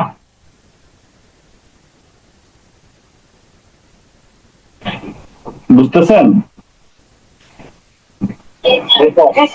সিস্টেমের বাইরে তো যাওয়ার সুযোগ নাই। আপনি ইমোশনাল আবেগী কথাবার্তা বললে তো হবে না, আমিও মেয়ের বাবা, ওনারাও মেয়ের বাবা, যে মেনে, তাইলে এই কথা বলে কি আইন চলে নাকি? এগুলা তো হয় না, সিস্টেম জানতে হবে, এগুলি রিলিভেন্ট কথাবার্তা।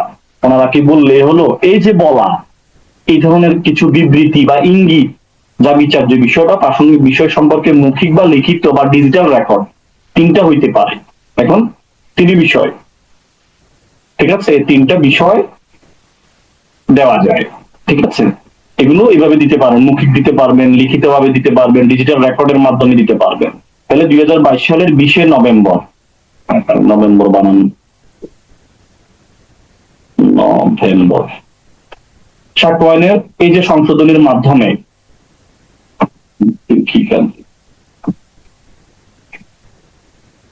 বলা হয়েছে যে সকল প্রকার ডিজিটাল রেকর্ডের মাধ্যমেও এখন স্বীকৃতি বা এডমিশন দেওয়া যাবে।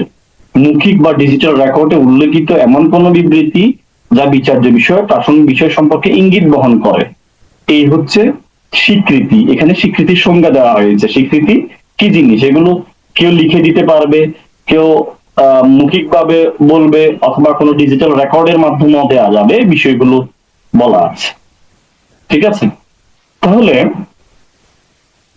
এই যে কোনো পক্ষ বা প্রতিনিধি বা কোনো ডকুমেন্টারি বিবৃতি, মানে এডমিশন দেওয়ানি মামলায়ও ব্যবহৃত হয় এবং যা নিজের বিরুদ্ধে যাবে। আচ্ছা, একটা কথা আমরা এখানে বলে ফেলেছি অ্যাডভান্স, আমরা অন্য ধারাতে এটা বলবো, যে বলতেছে অ্যাডমিশন, এই যে স্বীকৃতিটা, এটা দেওয়ানি মামলায় ব্যবহার হয় এবং এটা কি করা যাবে, নিজের বিরুদ্ধে যাবে। আপনার পক্ষে বললে স্বীকৃতি হবে না, আপনার বিরুদ্ধে বলতে হবে, তাইলে এটা ব্যবহার করা যাবে, আপনার বিরুদ্ধে এটা ব্যবহৃত হবে, পক্ষে হইলে হবে না। এরপর আমরা 18 ধারাতে বলতেছে যে এখানে কিছু ব্যক্তি আছে যাদের স্বীকৃতিগুলো প্রাসঙ্গিক হবে। এরা কারা? এদের স্বীকৃতি প্রাসঙ্গিক হবে, আদার্স ওয়াইজ অন্য ব্যক্তির স্বীকৃতি প্রাসঙ্গিক হবে না। বলতেছে মামলার যে পক্ষগণ, যে কোনো প্রতিনিধি বা যাদের স্বার্থ আছে বা যারা স্বার্থ লাভ করেছে বা প্রতিনিধিত্ব মূলক মামলায় বাদী বা বিবাদী। আর প্রতিনিধিত্বমূলক মামলা তো আমরা বুঝি রিপ্রেজেন্টেটিভ সুট যেটা। তাইলে এই 5 শ্রেণীর ব্যক্তি স্বীকৃতি প্রাসঙ্গিক, এরা স্বীকৃতি দিতে পারবে আদালতে। এখন আসেন আরো আরো কিছু ব্যক্তি আছে যাদের স্বীকৃতি গুলো প্রাসঙ্গিক হবে। এদেরকে 19 ধারায় আমরা বলতেছি স্ট্রেঞ্জার, আগন্তুক। এদের স্বীকৃতি প্রাসঙ্গিক। এরা কারা? এটা হলো উনি আগন্তুক বলতে কি বুঝেন আপনারা বাংলায়? নিশ্চয়ই তৃতীয় ব্যক্তির মতামত, ওনার স্বীকৃতি প্রাসঙ্গিক। তাহলে বলতেছি যে 19 ধারায় আরো এক ধরনের সাক্ষী স্বীকৃতি প্রাসঙ্গিক হয়, অর্থাৎ দ্বিতীয় ব্যক্তির সাথে সম্পর্ক প্রমাণে প্রমাণে সাক্ষ্য আইনের তৃতীয় ব্যক্তির মতামত প্রাসঙ্গিক। যেমন করিম একটি কোম্পানির মালিক, খাদিজা হলো তার এজেন্ট, গণেশ হলো তার কাস্টমার। ঠিক আছে, তিনজন। দেখা গেল যে করিম নামক কোম্পানি খাদিজার বিরুদ্ধে মামলা করে, তখন খাদিজা বলে টাকা সব গণেশের কাছে। তখন গণেশ কিন্তু থার্ড পার্সন, এখানে গণেশের নামে মামলা হয় নাই। এই যে গণেশ আদালতে সাক্ষ্য হিসেবে, গণেশের সাক্ষ্যটা আদালতে প্রাসঙ্গিক হবে, কারণ আমি তাকে কি করেছি, রেফার করে বলে দিয়েছি, বা এটা তার সাথে একটা সম্পর্ক রয়েছে। আছে না সম্পর্ক? দ্বিতীয় ব্যক্তির সাথে তার একটা সম্পর্ক আছে।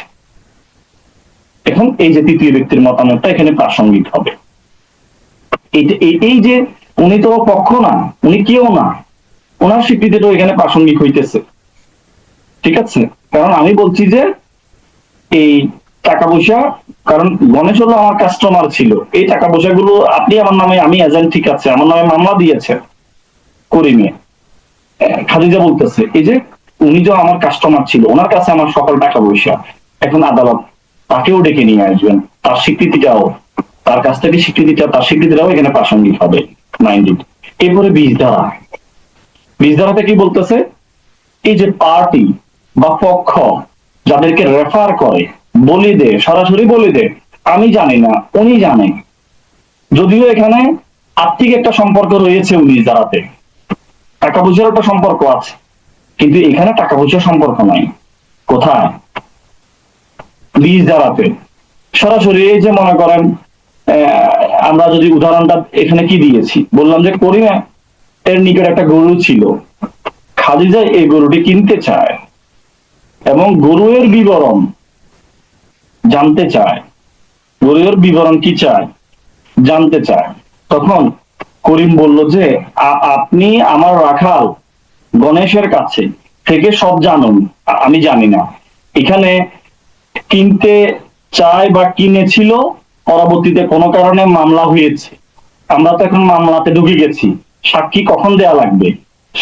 সাক্ষ্য আইনটা কখন লাগবে? মামলার মধ্যে লাগবে, অথবা যে কোনো, আমরা বললাম না দেওয়ানি মামলায় লাগবে, ফৌজদারি মামলায় লাগবে।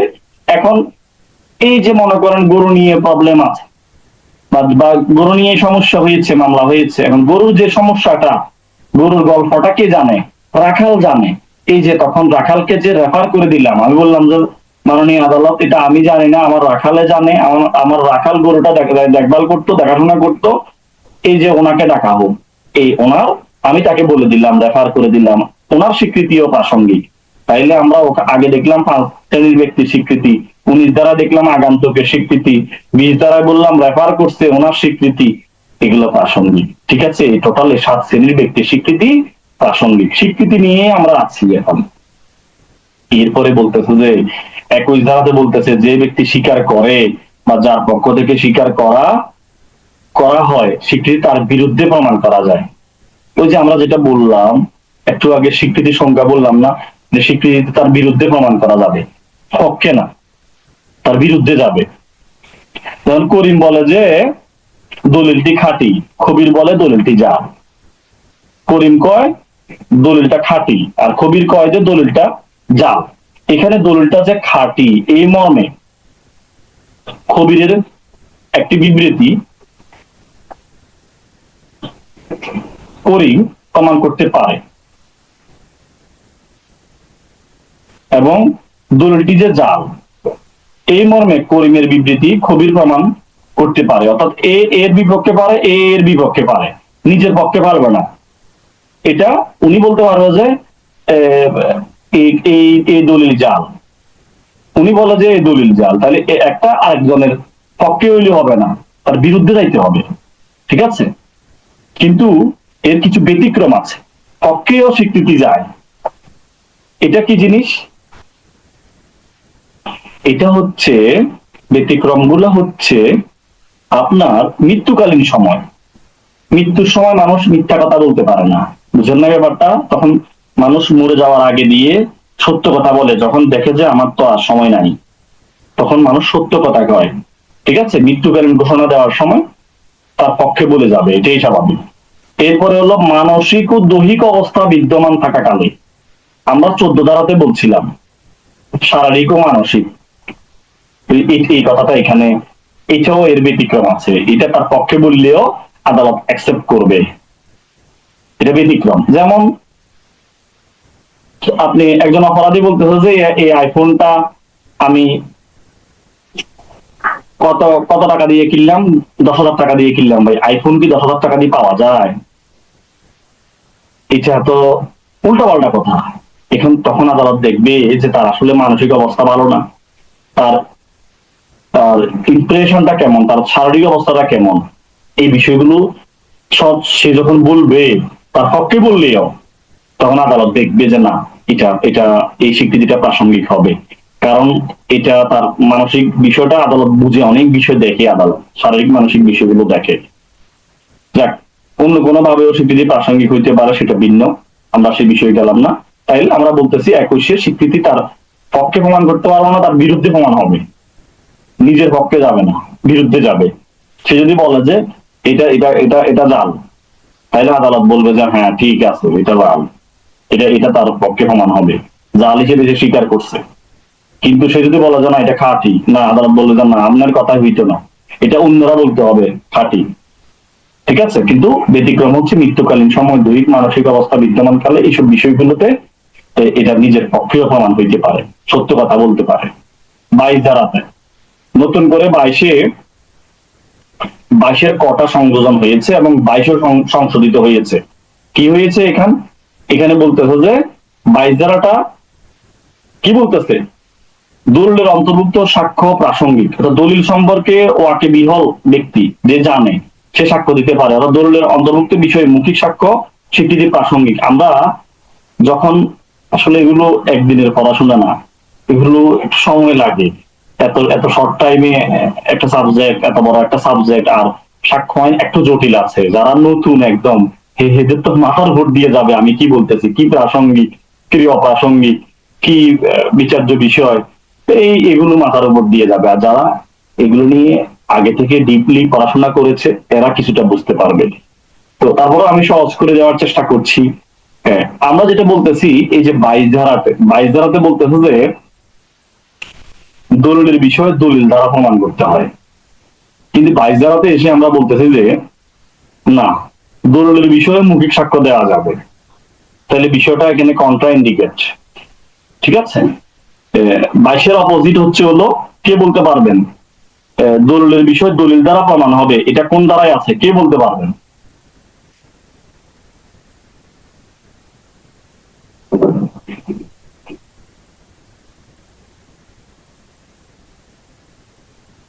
সাব্বির হাসান ভাইজান তো মনে হয় ক্লাস করেন না মনে হয় নিয়মিত, আজকে কেমনে জানি আছেন। ভাইজানের ওয়ালাইকুম সালাম, আপনার বাড়ি কোথায়, বাসা কোথায়? ভাই আমার বাসা ঢাকা মিরপুরে। ক্লাস করছিলেন এর আগে? হয় নাই, না আগে কখনো করি নাই, আজকে পাস করলাম। আমরা এর আগে আরো আমাদি আইন এবং সুনির্দিষ্ট প্রতিকার আইন, দেওয়ানি কার্যবিধি, আমরা এগুলো নিয়ে আলোচনা করেছি। ঠিক আছে, গ্রুপে একটা দেওয়ানি কার্যবিধির একটা একটা ক্লাস ও রেকর্ড দিয়েছি।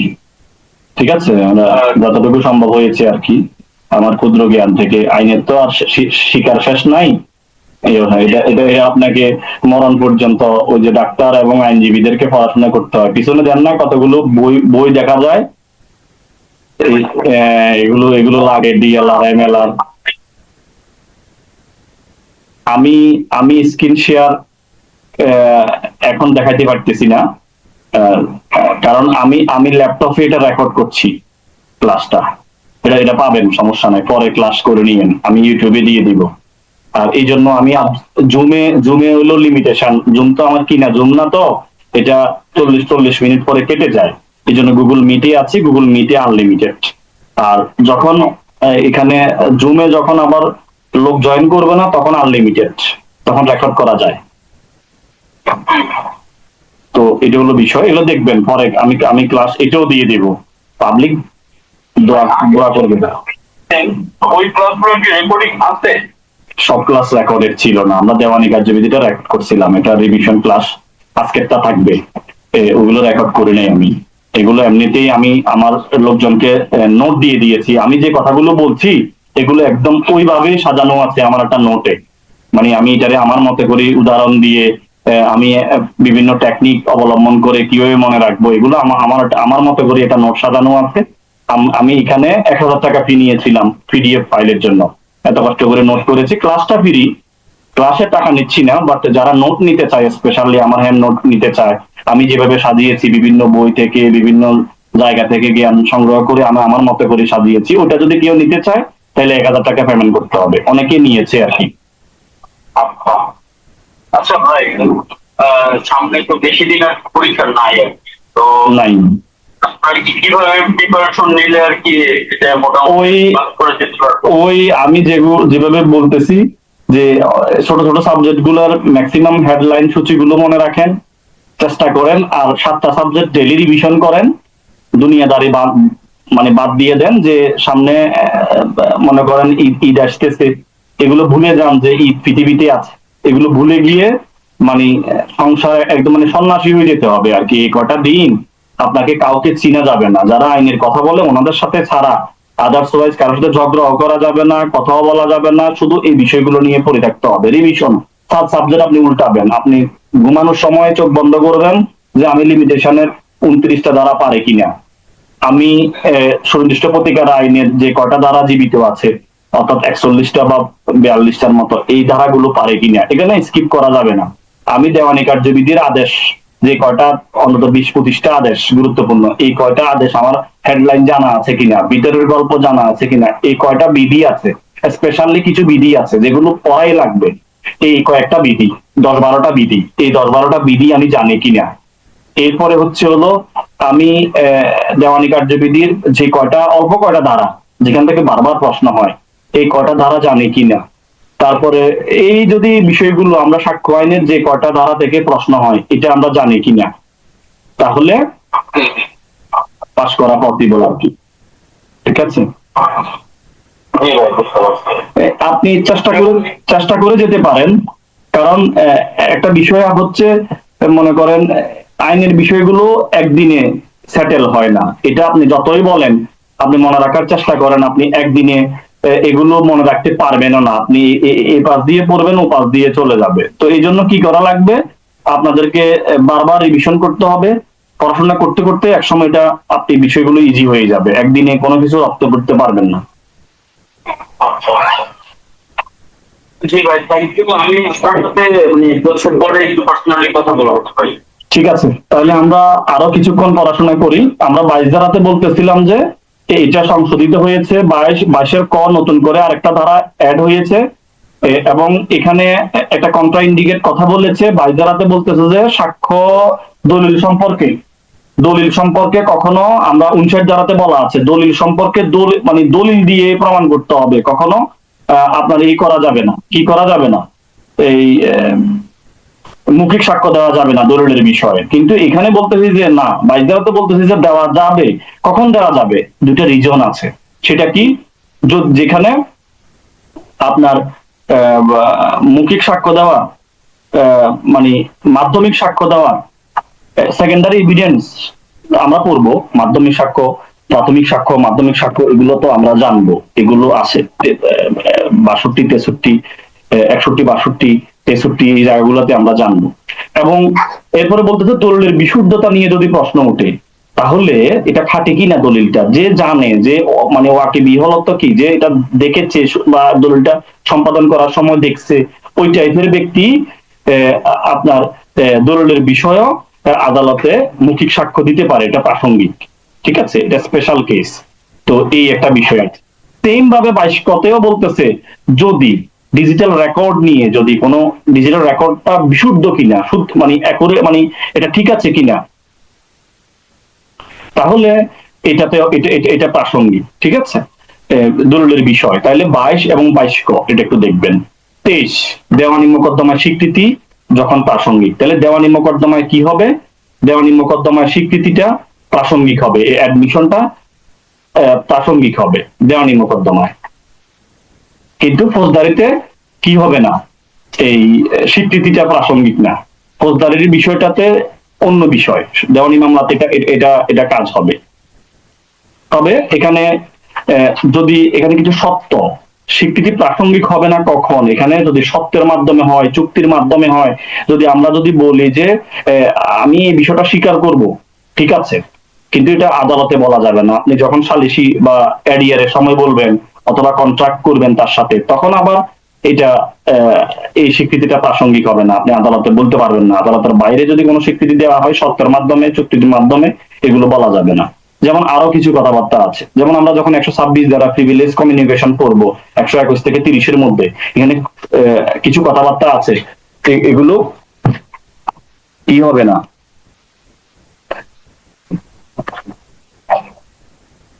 এক মিনিট।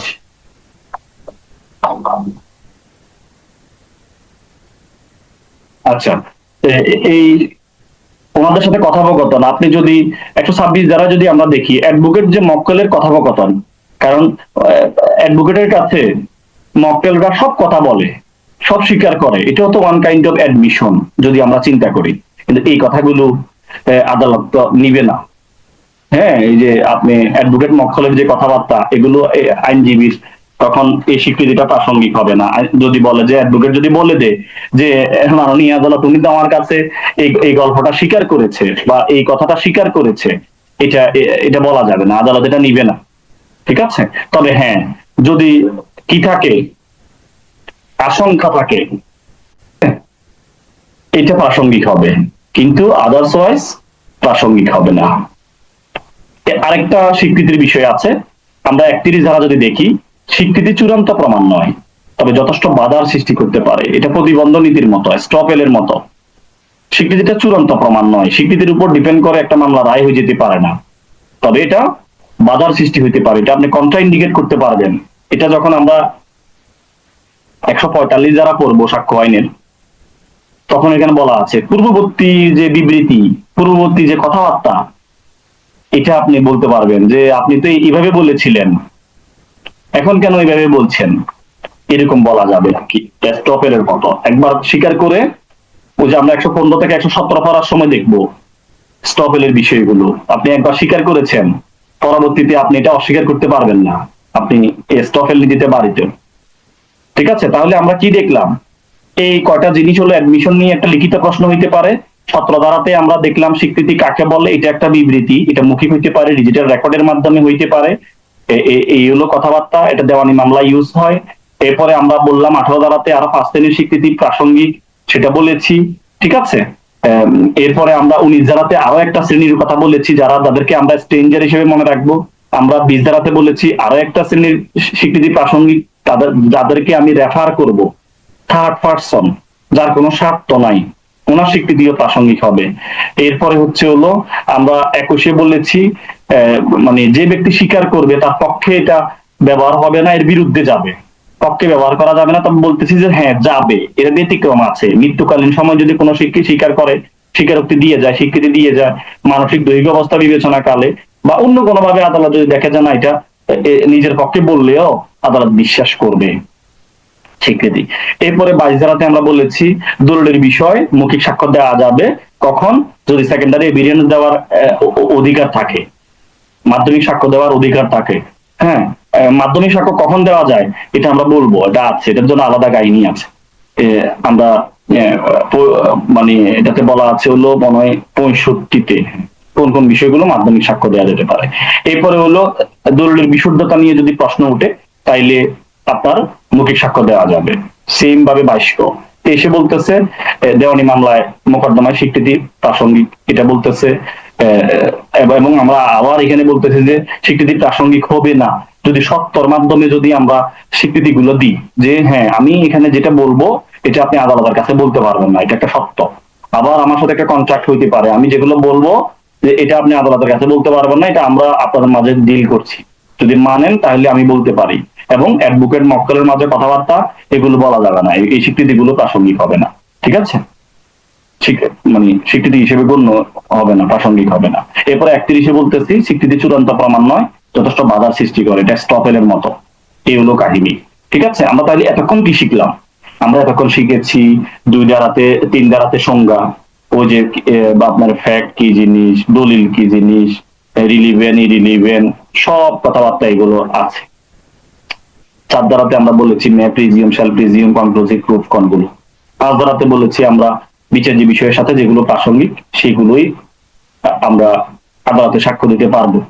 সেটা বলছি কোন ধারাতে আলোচনা করা আছে সেগুলো আমরা বলেছি 6 ধারা থেকে একদম 55 ধারা পর্যন্ত বিষয়গুলো আলোচনা করা। এরপরে হলো আমরা বলেছি আবার ওই ধারা পড়তে গিয়ে 5 ধারা পড়ার সময় আমরা আবার বলেছি যে আদালত নির্ধারণ করবেন কোনটা প্রাসঙ্গিক কোনটা অপ্রাসঙ্গিক, আদালতের পাওয়ার।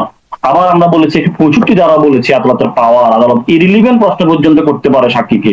আবার আমরা 148 ধারাও নিয়ে আসছি যে কি বলছি যে আদালতে একটা সাক্ষীকে সতর্ক করতে পারবে যে না আপনি সাক্ষ্য এটা দিবেন না, এটা আপনি দিতে বাধ্য নন, এইগুলো কথাবার্তা। তাহলে আদালতের পাওয়ার নিয়ে একটা প্রশ্ন আসতে পারে, লিখিত প্রশ্ন হতে পারে, আদালত কোথায় কোথায় হস্তক্ষেপ করতে পারে, আদালতের স্পেশাল কোথায় পাওয়ার দেওয়া হয়েছে। এরপরে হচ্ছে হলো আমরা 6 ধারাতে বলেছি জাস্ট একটা ওয়ার্ড, রেয়ার জ্যেষ্ঠ নীতি, সংগঠিত ব্যাপার নীতি, ঠিক আছে? আমরা 7 ধারাতে বলেছি একটা ওয়ার্ড, সেটা বলেছি কি ওসি, অকেশন কজ ইফেক্ট। আমরা 8 ধারাতে বলেছি এমপিসি, মোটিভ প্রিপারেশন কন্ডাক্ট, যেটা পূর্ববর্তী পরবর্তী। আমরা 9 ধারাতে বলেছি ছোট্ট একটা ওয়ার্ড টিআই ফেরেট, যেটা এখানে নাই, বলাই নাই, বলতেছি একটা ঘটনা প্রমাণের জন্য আরেকটা ঘটনা ঘটাইতে পারবো, সাজাইতে পারবো, এটা শনাক্তকরণ নীতি। হ্যাঁ, আমরা বলেছি 10 ধারাতে কমন ডিজাইন, ওই যে বললাম ওনাদের ষড়যন্ত্র বা কাজ, ওরা কি কি কথা বলেছে ঘটনা ঘটানোর আগে, এগুলো প্রাসঙ্গিক, এটা কথা বলা যাবে। এটা হলো 10। আমরা 11 ধারাতে শুধু মনে রাখার জন্য বলেছি ফিলি অফ এলিভাই, উন্নত থাকার অজুহাত, যদিও ফিলি অফ এলিভাই নাই এখানে, বলতেছি আমরা এখানে নতুন একটা গল্প নিয়ে আসতে পারবো, এটা প্রাসঙ্গিক। আমরা উন্নত থাকার অজুহাত দেখাচ্ছি, এটা একটা নতুন গল্প শুনাইতেছি না, আমি এখানে ছিলাম না ওই দিন, তাহলে এটা গল্প, ওই গল্পটা প্রাসঙ্গিক হবে। 103 ধারায় আদালত তাকে প্রমাণ করা লাগবে, এটা 103-এর সাথে আমরা 103টাও পড়ে ফেললাম, প্রমাণের বার করার সময় আমরা দেখবো। এরপরে হলো আমরা 12 ধারাতে বলেছি ড্যামেজ, ক্ষতিপূরণ কিভাবে নির্ধারণ করব সেই বিষয়গুলো আমরা বলেছি, এটা সব ড্যামেজ দিয়ে মনে রাখবো। ক্ষতিপূরণ নির্ধারণ করতে গেলে নিশ্চয়ই আগের কিছু গল্প আমরা এখানে নিয়ে আসতে পারি, ক্ষতিপূরণ কিভাবে নির্ধারিত হইতো, আগে যেভাবে হয়েছে এখনো হবে, বা এই বিষয়গুলো হবে, অথবা যে যেটাই হোক। এরপর হলো 13 ধারাতে কাস্টমস অথবা রীতিনীতি, সেই বিষয়গুলো আমরা দেখেছি, কিছু কথা নিয়ম আগ থেকে হয়ে আসছে, আগ থেকে করে আসছে, এগুলো আপনি বলতে পারবেন আদালতে, একটা প্রাসঙ্গিক, ঠিক আছে? এটা এই মেথডে চলছিল। এরপরে হলো আমরা 14 ধারাতে বলেছি শারীরিক মানসিক, আদালত দেখবেন ওনার শরীরের অবস্থা মনের অবস্থা। 15 ধারাতে বলেছি এটা কি ইন্টেনশনালি করেছে নাকি অ্যাক্সিডেন্টলি হয়েছে সেটা দেখবে। 16 ধারাতে আমরা বলেছি কোর্স অফ বিজনেস, একটা সিস্টেম, একটা প্রসিডিউর, ওটা মেনটেন করা হয়েছে কিনা, এটার পরে এটা, এটার পরে এটা হয়, হ্যাঁ এটা হয়েছে কিনা ওটা দেখবে। এরপরে হলো আমরা 17 ধারাতে এডমিশনের কথা বলেছি, স্বীকৃতি, এটা একটা বিবৃতি, মৌখিক অথবা লিখিত ডিজিটাল রেকর্ডের মাধ্যমে হবে। এরপরে হলো আমরা 18 ধারাতে 5 শ্রেণীর ব্যক্তির কথা বলেছি, তাদের স্বীকৃতিগুলো প্রাসঙ্গিক। এরপরে 19 ধারাতে স্ট্রেঞ্জারের কথা দিয়ে আমরা স্ট্রেঞ্জার দিয়ে মনে রাখবো। 20 ধারাতে আমরা রেফার দিয়ে মনে রাখবো, যাকে আমরা রেফার করেছি, কাকে বলেছি, রাখালকে রেফার করেছি, উনি জানে। আমরা 21 ধারাতে বলছি স্বীকৃতি তার বিরুদ্ধে যাবে, পক্ষে হবে না, পক্ষে প্রমাণ করার সুযোগ নাই, তবে পক্ষে বিশেষ ক্ষেত্রে সুযোগ আছে। 22-এ বলতেছি কখনো এমনি বেসিক্যালি নিয়মের মধ্যে আপনাকে দলিলের বিষয় দলিল দিয়ে সাক্ষ্য দিতে হয়, দলিল লাগে, কিন্তু এখানে বলতেছে যে না, মৌখিক সাক্ষ্য তো দেওয়া যাইতেছে। কেন যাইতেছে? দুইটা কারণ। এটা হলো সেকেন্ডারি এভিডেন্স দেওয়ার এখানে ক্ষমতা আছে বা সুযোগ আছে, অনুমতি আছে।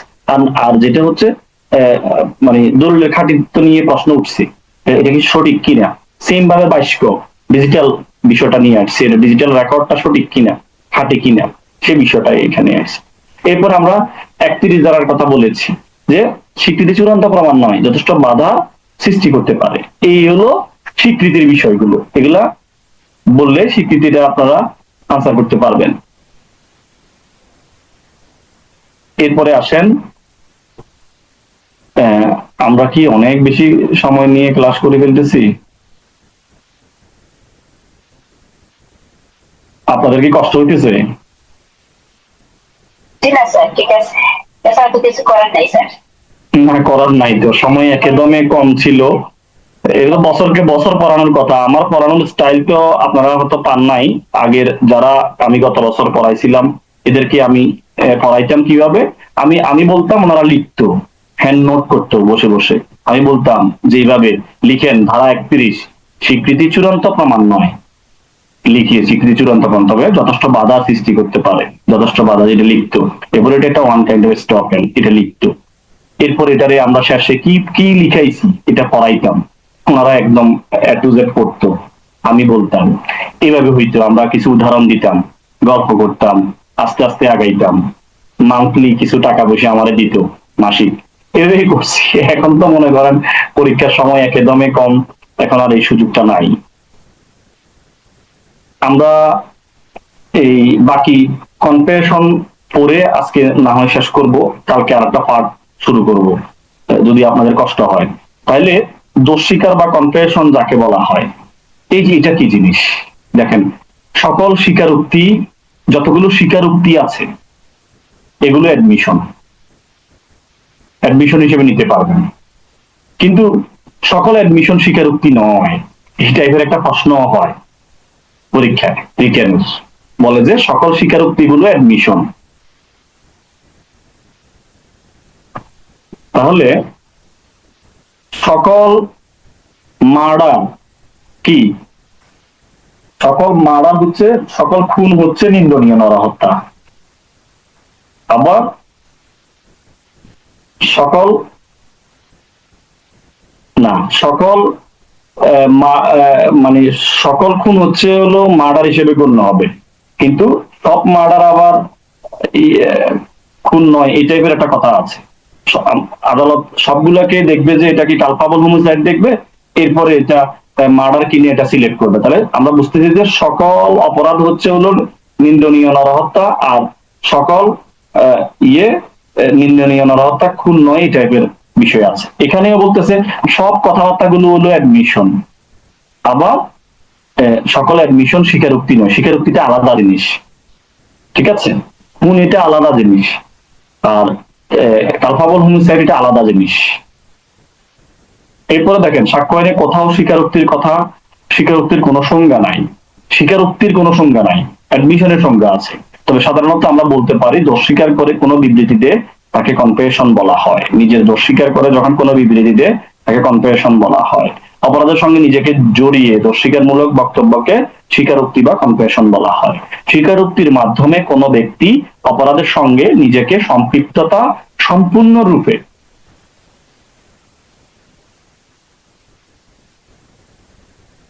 রূপে বা আংশিকভাবে বা উহার সারমর্ম স্বীকার করে, তবে অপরাধ স্বীকার করে অপরাধের সঙ্গে নিজেকে না জড়ালে তা স্বীকারোক্তি হবে না, তা হবে স্বীকৃতি।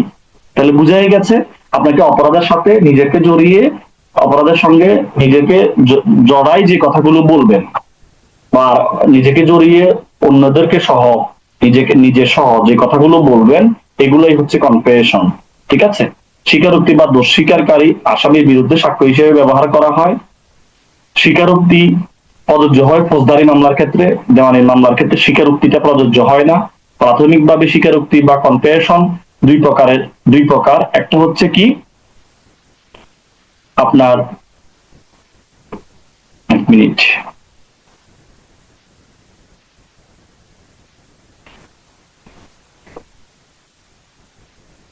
একটা হচ্ছে হলো ইনকালপেটরি কনফেশন, অর্থাৎ অপরাধের সঙ্গে নিজেকে জড়িয়ে অপরাধ স্বীকার করলে তাকে ইনকালপেটরি কনফেশন বলা হয়। আরেকটা হচ্ছে হলো এক্সকালপেটরি কনফেশন, অপরাধ স্বীকার করে অপরাধের সঙ্গে নিজেকে না জড়ানো, চালাকি করা, এটা হলো এক্সকালপেটরি, হ্যাঁ, কনফেশন বলা হয়। স্বীকৃতি হবে, স্বীকারোক্তি হবে না। আচ্ছা, এরপর হলো ইনকালপেটরি স্বীকারোক্তি, আবার দুই প্রকার। সেটা কি? সেটা হচ্ছে জুডিশিয়াল কনফেশন। ইনকালপেটরির মধ্যে আবার দুই ধরনের হতে পারে স্বীকারোক্তি, একটা হলো জুডিশিয়াল, একটা হলো এক্সট্রা জুডিশিয়াল।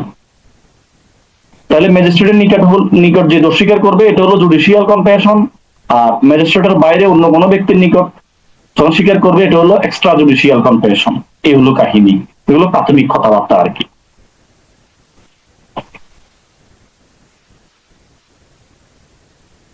আপনারা কি বিরক্ত হইতেছেন?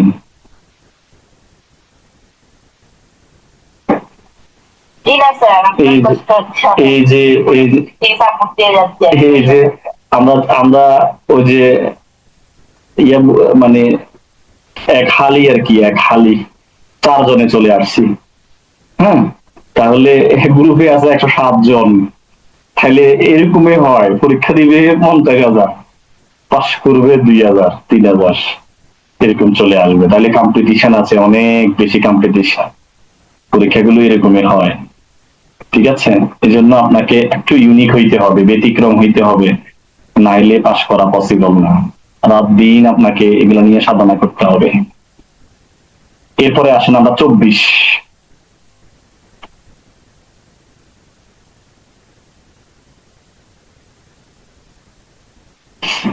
কি বলতেছি? 3টা শব্দ, আইটিপি, ওই যে ইনকাম ট্যাক্স প্র্যাকটিশনার।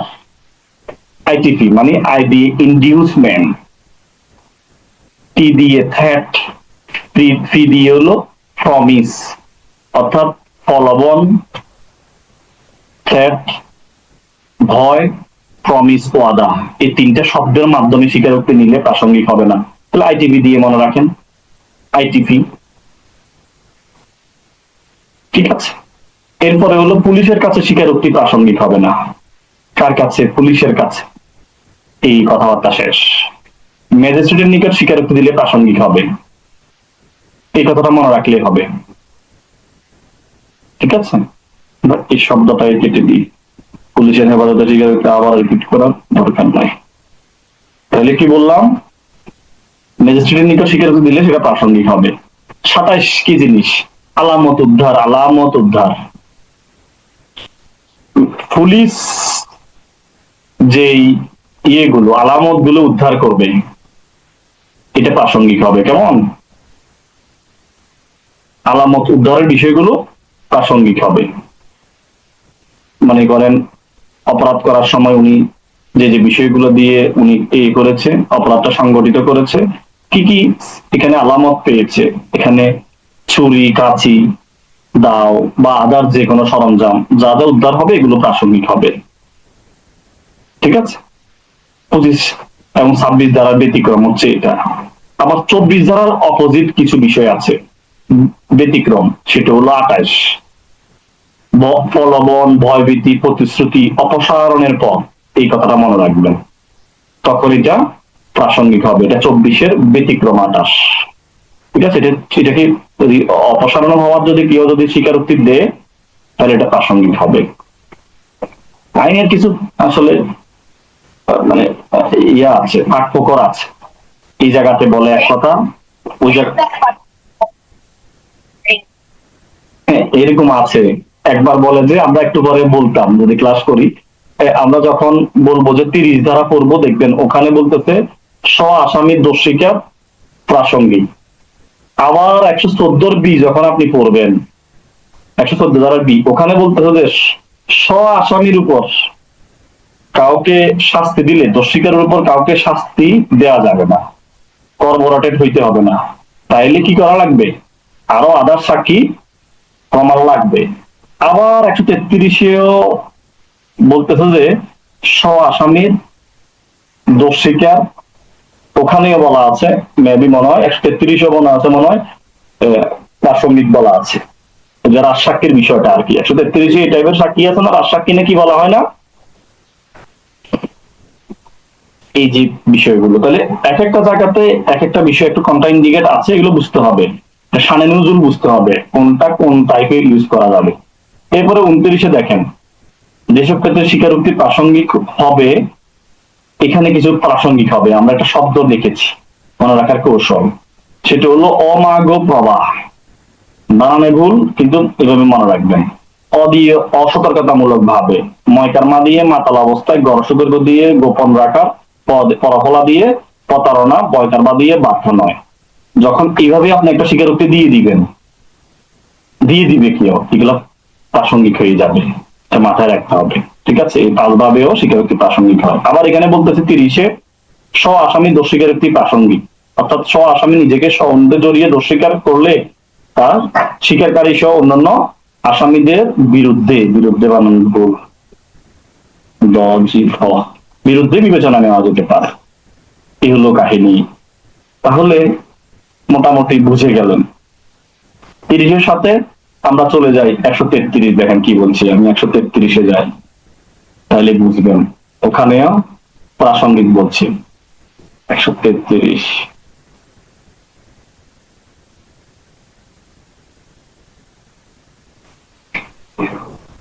এগুলো যদি আরো আগে যদি আপনাদেরকে পাইতাম, তাহলে আমরা খুব ইন্টারেস্টিং ভাবে ক্লাসগুলো করতে পারতাম। এই যে দেখেন, দুষ্কর্মের সহযোগী, হয়তো দেখা যায় পাইতেছি না, আপনাদের কাছে নোট আছে। দুষ্কর্মের সহযোগী 33-এ যান, যে অপরাধ সংগঠনের সময় যে ব্যক্তি অপরাধের সাথে অংশ নিয়েছে সে ব্যক্তি দুষ্কর্মের সহযোগী। এই অপরাধের সহযোগীকে যোগ্য সাক্ষী হিসেবে ঘোষণা দেওয়া হয়েছে এবং অপরাধের সহযোগীগণ একে অপরের বিরুদ্ধে সাক্ষ্য দিতে পারেন।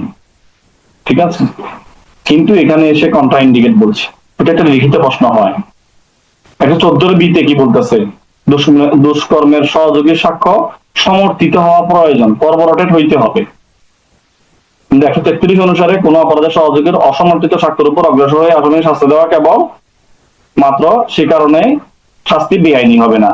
তাহলে দেখেন, পুরো কন্ট্রা ইন্ডিকেট না, এখানে বলতেছে বেআইনি হবে না, আবার 114-বিতে বলতেছে সমর্থন, আরো আরো আরো সাক্ষ্য লাগবে।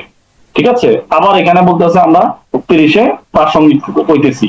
30-এ কি বলতেছি, স্ব আসামি সাক্ষ্য, এটা কি প্রাসঙ্গিক। এই হলো বিষয়। আমরা 55 পর্যন্ত বলবো, প্রাসঙ্গিক অপ্রাসঙ্গিক, প্রাসঙ্গিক অপ্রাসঙ্গিক, এগুলো নিয়ে আলোচনা। ওকে, তাহলে কি আমাদের 30 পর্যন্ত, 31 পর্যন্ত আপনাদের বোঝা গেছে কিনা বলেন? বাসায় পড়বেন, ভালো করে বাসায় পড়াশোনা করতে হবে। তো কালকের ক্লাসটা আরো বেশি ইন্টারেস্টিং হবে। আজকে এতটুকু থাক, রাত হয়ে গেছে অনেক।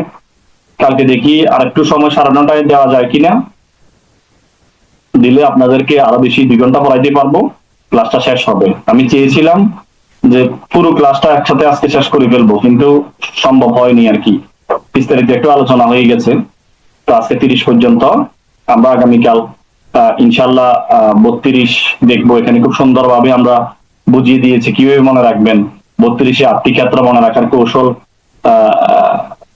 দিয়েছি, 8টি ক্ষেত্রে বিবৃতি প্রাসঙ্গিক, এবং কোন কত ধরনের ব্যক্তি, 4 শ্রেণীর ব্যক্তি স্বীকৃতি এখানে বিবৃতি প্রাসঙ্গিক হয়, এগুলো আমরা মনে রাখার জন্য কৌশল দিয়েছি। এরপর উদাহরণ দেওয়া আছে, খুব সুন্দর করে আলাদা আলাদা ভাবে উদাহরণ দেওয়া আছে, আশা করছি পারবেন। শীতে ওমান লিখে দিয়ে দোকানে অনেক এলোমেলো করে ফেলে শীত পুরা বুঝতে আর ওই ইয়ে পেজ নাম্বার না? জি স্যার, পেজ নাম্বার আমাদের সবগুলো একটা পর একটা থাকেই, পিডিএফ তো ডাইরেক্ট প্রিন্ট হয়ে যায়। সিঙ্গেল সিঙ্গেল আসে, ওরা হচ্ছে টাকাটা বাঁচানোর জন্য এক পেজ পিছনে এক পেজ সামনে এইভাবে দিলে মানে ওদের জন্য সুবিধা হয় নাম্বারটা। না সেটা ঠিক আছে, কিন্তু এভাবে তো পিডিএফ আপনি এক পেজ আগে পিছিয়ে দিতে পারবেন তো, সিরিয়াল তো এটা তো হয়তো পিডিএফ এ আমি হয়তো করে নিতে পারছি। পেজ নাম্বার আমি ভুলে যাই মাঝে মাঝে, এগুলো আমরা সাজাইতেছি, পেজ নাম্বার আমি দিয়ে দিব, সমস্যা নাই। পেজ নাম্বার না হলে আমরা আমাকে নক দিলে আমি আবার দিব, অসুবিধা নেই। তো ঠিক আছে, তাহলে আজকে এতদূর পর্যন্ত আপনারা এই বিষয়গুলো দেখবেন। 33 খুবই গুরুত্বপূর্ণ, এগুলো দেখবেন। 34, 35, 36, 38, 39 এগুলো ছোট্ট করে দেখবেন, মনে রাখার কৌশলও দিয়ে দিয়েছি, একটু দেখবেন। 40টা গুরুত্বপূর্ণ, খুবই গুরুত্বপূর্ণ। 41 খুবই গুরুত্বপূর্ণ, এখানেও কিছু টেকনিক আছে, জানা দরকার আছে। 45 জানতে হবে 13টি ক্ষেত্রে, এটাও আমরা টেকনিকটা দিয়েছি, তা দিবেসনি। হ্যাঁ, টি 2টা, আই 3টা, এফ 4টা, এগুলো দিয়ে কোন রকম কিছু মানে আইডেন্টিফাই করতে পারবেন আর কি, যে এটা এটা হইতে পারে, যে সুন্দরভাবে দেওয়া আছে। এরপরে হলো চরিত্র ক্ষেত্রে প্রাসঙ্গিক 52 থেকে 55, যেসব ঘটনা প্রমাণ করার দরকার নাই 56 থেকে 58। এখানে আবার 57 ধারাতে কিছু বিষয় আছে 11টি ক্ষেত্রে, এটা একটু আপনাদেরকে জানতে হবে।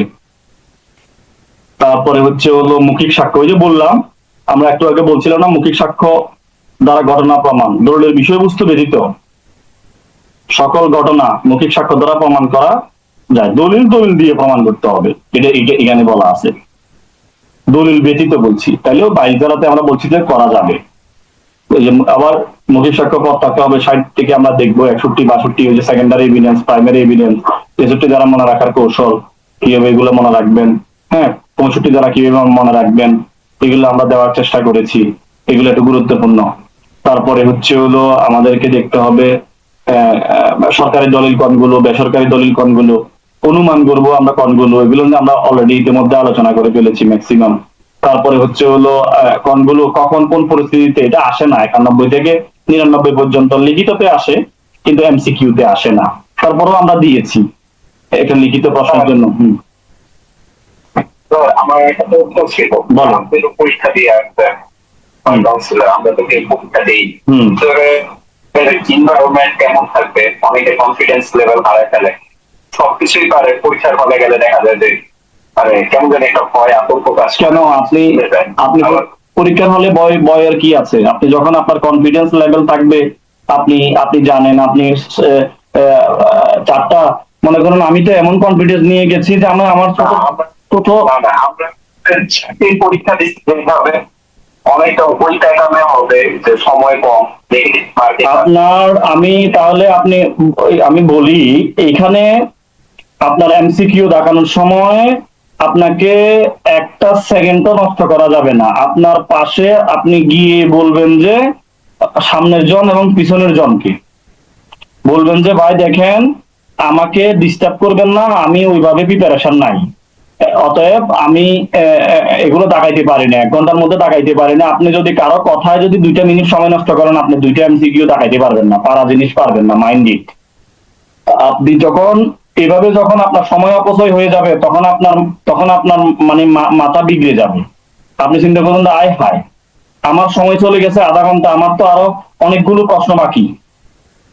আচ্ছা স্যার, যেহেতু নেগেটিভ মার্কিং আছে, সেক্ষেত্রে যেগুলো পারবো না ওগুলো কি ছেড়েই আসবো, নিজেকে রিপ্লেস করে তো দেওয়া? মনে করেন আমি আপনাদেরকে বলি, আপনি কখনোই চিন্তা করবেন না যে সেকেন্ড টাইম, দ্বিতীয়বার আবার এসে আপনি প্রশ্ন দাগাবেন, এটা সুযোগ নাই। মানে অনেকে আপনাদেরকে বলবে, অনেক কোচিং সেন্টারও বলবে, দেখবেন ভাই আপনারা যেগুলা পারেন এগুলা দাগাইবেন, গুনবেন, ভাই গোনার সুযোগ নাই, দেখার সুযোগ নাই, এগুলো সময় পাওয়া যাবে না, গুনতে গুনতে সময় নষ্ট হয়ে যাবে। এই জন্য আপনাকে একবারে একটা প্রশ্ন টাচ করবেন, সেকেন্ড টাইম আর আসবেন না, ওটা দাগাবেন না, দরকার নাই দাগানোর, পাস করলে করবেন, না করলে নাই। আপনি কি করবেন, একটা প্রশ্ন পড়ছেন, এটা যদি পারেন আপনি দেখাবেন, না পারলে বাদ, এটা আপনার আর পরের বারও পারবেন না। পারবেন? পারবেন না। প্রথমে কি যেই সম্পূর্ণ প্রশ্ন একবার পড়ে নিব? না না না না, পড়ারও সুযোগ নাই, এইভাবে করারও সুযোগ নাই, আপনি সময়ও অপচয় করা যাবে না। আমি আমার কথাটা বুঝতেছেন না, আমার কথা হচ্ছে যে আপনি প্রশ্নটা পড়ছেন, শেষ, ওনার সাথে শেষ দেখা, সেকেন্ড টাইম ওনার কাছে আবার পড়ে দেখানোর মতো স্কোপ আপনার থাকবে না ভাই। অনেকগুলো প্রশ্ন, 100টা প্রশ্ন রিডিং করবেন, আবার আপনি আবার দাগাবেন, খোঁচাবেন, কমন দেখবেন, গুনবেন, এগুলো সম্ভব না, এগুলো পসিবল না। পরীক্ষার হল এমন একটা বিষয়, আপনি কি করবেন, ওই প্রশ্ন পড়ছেন, ওটা আপনি শেষ শেষ দেখা।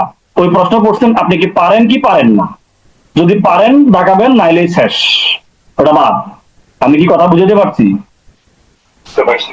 হ্যাঁ, এরপরে দ্বিতীয়টা পড়বেন, আপনি হতাশ হওয়ার কিছু নেই, সামনে আরো 99টা আছে, আপনি আরেকটা পড়লেন, এটাকে পারেন কি পারেন না, পারলে তাকাবেন, একবারে সে বৃত্ত ভরাট করে চলে আসবেন, এখানে গল্প শেষ। আপনি আবার গুনবেন, ওখানে দেখবেন, এগুলো ভাই সম্ভব না পরীক্ষার হলের মধ্যে। আর কথা তো বলাই যাবে না, কারোর সাথে কোনো সহযোগিতা নিবেন না এমসিকিউতে, বিশেষ করে রিটেন হইলে 4 ঘন্টা সময় আছে, সুযোগ আছে। কেননা আপনার রিটেনে আপনি একটা প্রশ্ন 10 লাইনের জায়গায় 5 লাইন লেখার সুযোগ আছে।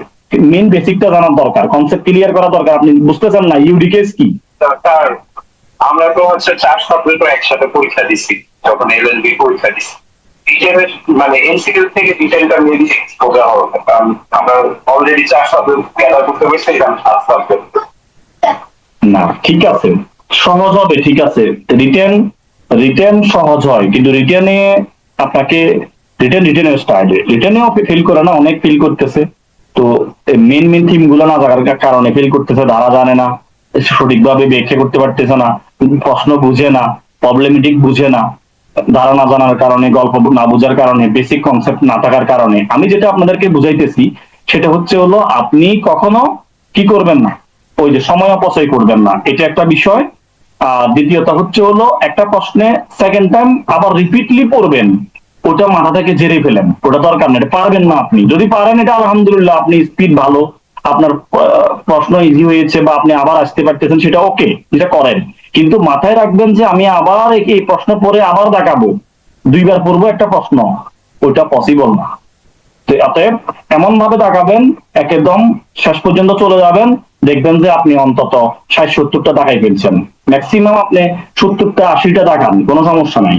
সবাই বলবে ভাই, শুনেন, পরীক্ষার হলে ম্যাক্সিমামই হলো 70%, আর 30% হলো আপনি বুঝতে পারতেছেন যে এটা অ্যাকুরেট, আর বাকিগুলো আপনার মাইন্ডে এদিক ওদিক বলে না, এটা হতে পারে, এটা হবে না। তাইলে আপনার যেটা 70% মনে টানে, ওটা দেখাই দিবেন, সমস্যা নাই, দেখান, আপনি দেখাইতে থাকেন, দেখবেন আপনি তো পড়াশোনা করে গেছেন, আপনার আইডিয়া ভুল হবে না, আমি আশা করি। আপনি আপনি ভুল দেখাবেন না, আপনার মাথায় টানবে যে নাইকা, আপনি 4টা আবার দেখানোর সময় 4টা উত্তর দেখবেন, একই টাইপের কাছাকাছি উত্তর আছে, হুট করে দেখাই ফেলবেন না, আপনার কাছে মনে হবে যে না, best choice, the best answer যেটা, এটা দেখাইতে হবে, ওটা আপনাকে মাথায় রাখতে হবে, এটাও সঠিক, কিন্তু আবার বলতে যে এটা দুইটাই, এটা আরো সঠিক, তাহলে ওইটা দেখাইতে হবে আপনাকে। তো বুঝে শুনে পড়বেন, 4টা উত্তর পড়বেন, এরপরে দেখাবেন, শেষ, ওটার সাথে গল্প শেষ। এরপরে এইভাবে দেখাইতে দেখাইতে 100 পর্যন্ত যাবেন, দেখবেন যে আপনি 60-70টা দেখাই ফেলছেন। 70% মনে টানলেও দেখাই ফেলবেন, কারণ পরীক্ষার হলে সবই 70%, 30% আপনি 100%। আমি কি কথা বুঝতে পেরেছি? জি স্যার, বুঝতে পারছি। এইভাবে আগাইবেন। আর কথা একদমই বলা যাবে না কারোর সাথে, কথা বলছেন তো মানে আপনার আপনার সময় নষ্ট হবে, সময় নষ্ট হবে মানে আপনার আপনার ব্রেন বিগড়ে যাবে। আপনি চিন্তা করুন, আমার তো আরো অনেকগুলো প্রশ্ন পড়ারও বাকি, দেখানোর বাকি, আমি কি করব, সমতা নাই। বুঝেন না ব্যাপারটা?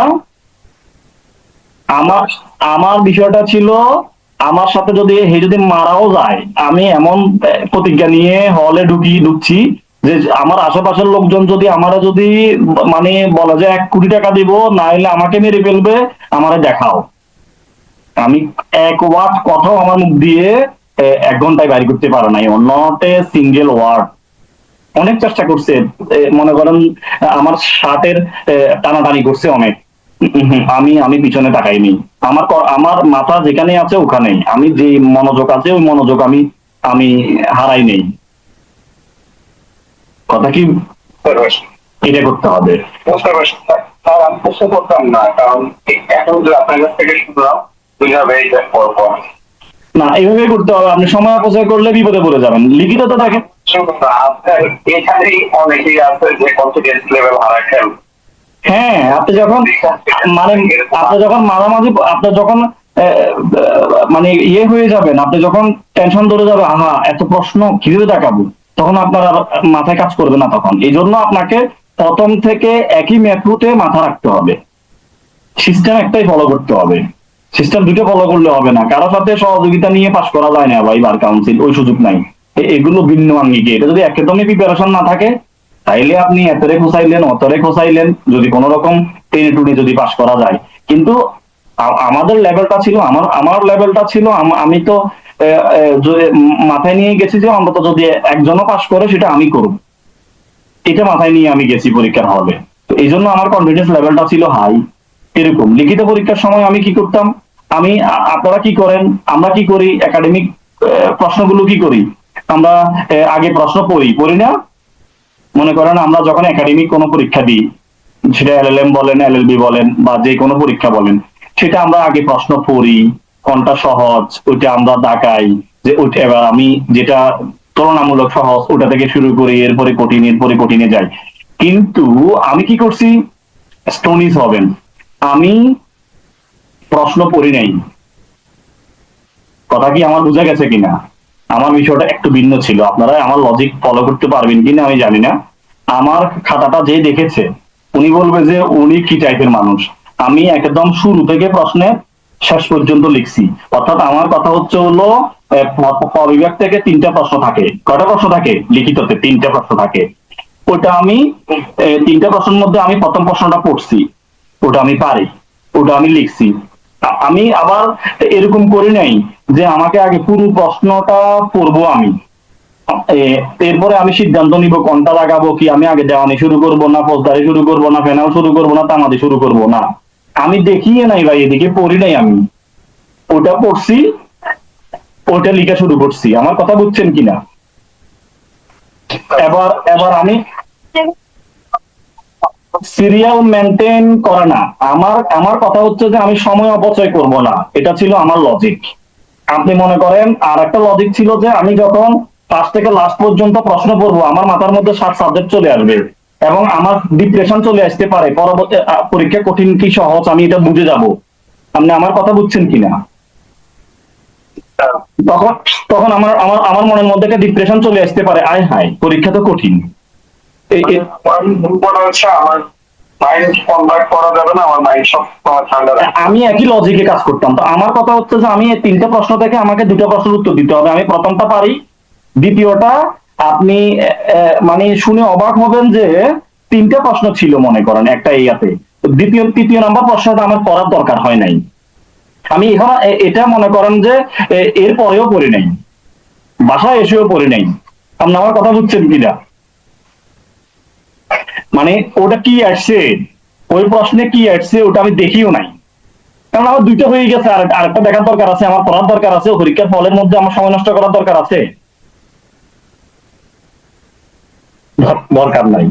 ওটা আমি 3 ঘন্টা 50 মিনিট পরে ওই লাস্টে তামাদি আইন লিখবো বা bar council ethics and order লিখবো, 3 ঘন্টা 50 মিনিট পরে গিয়ে দেখছি যে 40 মিনিট পরে গিয়ে দেখছি যে আমি বার কাউন্সিল ইথিক্স এন্ড অর্ডারে এই প্রশ্নটা আসছে। তাইলে আমি তো আগের লেখাগুলো শেষ। কথা বুঝছেন কিনা? আমার লজিক ছিল এটা। এবার আপনারা আপনাদের বিষয়, আপনারা কিভাবে কি করবেন। আমি সময় অপচয় করেন, আমি চিন্তা করছি আমি যদি পুরো প্রশ্নটা পড়ি, এতগুলো প্রশ্ন, তাহলে আমার 40 মিনিট চলে যাবে। বুঝছেন? তখন আবার নতুন করে পড়ে পড়ে আমাকে পরীক্ষা দিতে হবে, পড়ে পড়ে পরীক্ষা দিতে হবে না, আবার রিপিটলি আমি ওই সময়টা নষ্ট করি নাই। ঠিক আছে, ইনশাল্লাহ অনেক কথাবার্তা হয়েছে। ভালো থাকেন, আল্লাহ হাফেজ। কালকে বাকি বিষয়গুলো আমরা দেখবো। আপনারা নোটটা পড়েন, না হলে প্রশ্ন বুঝবেন না, কালকে পড়াইতে গেলে মজা পাবো না। আপনারা নোটটা ভালো করে পড়েন।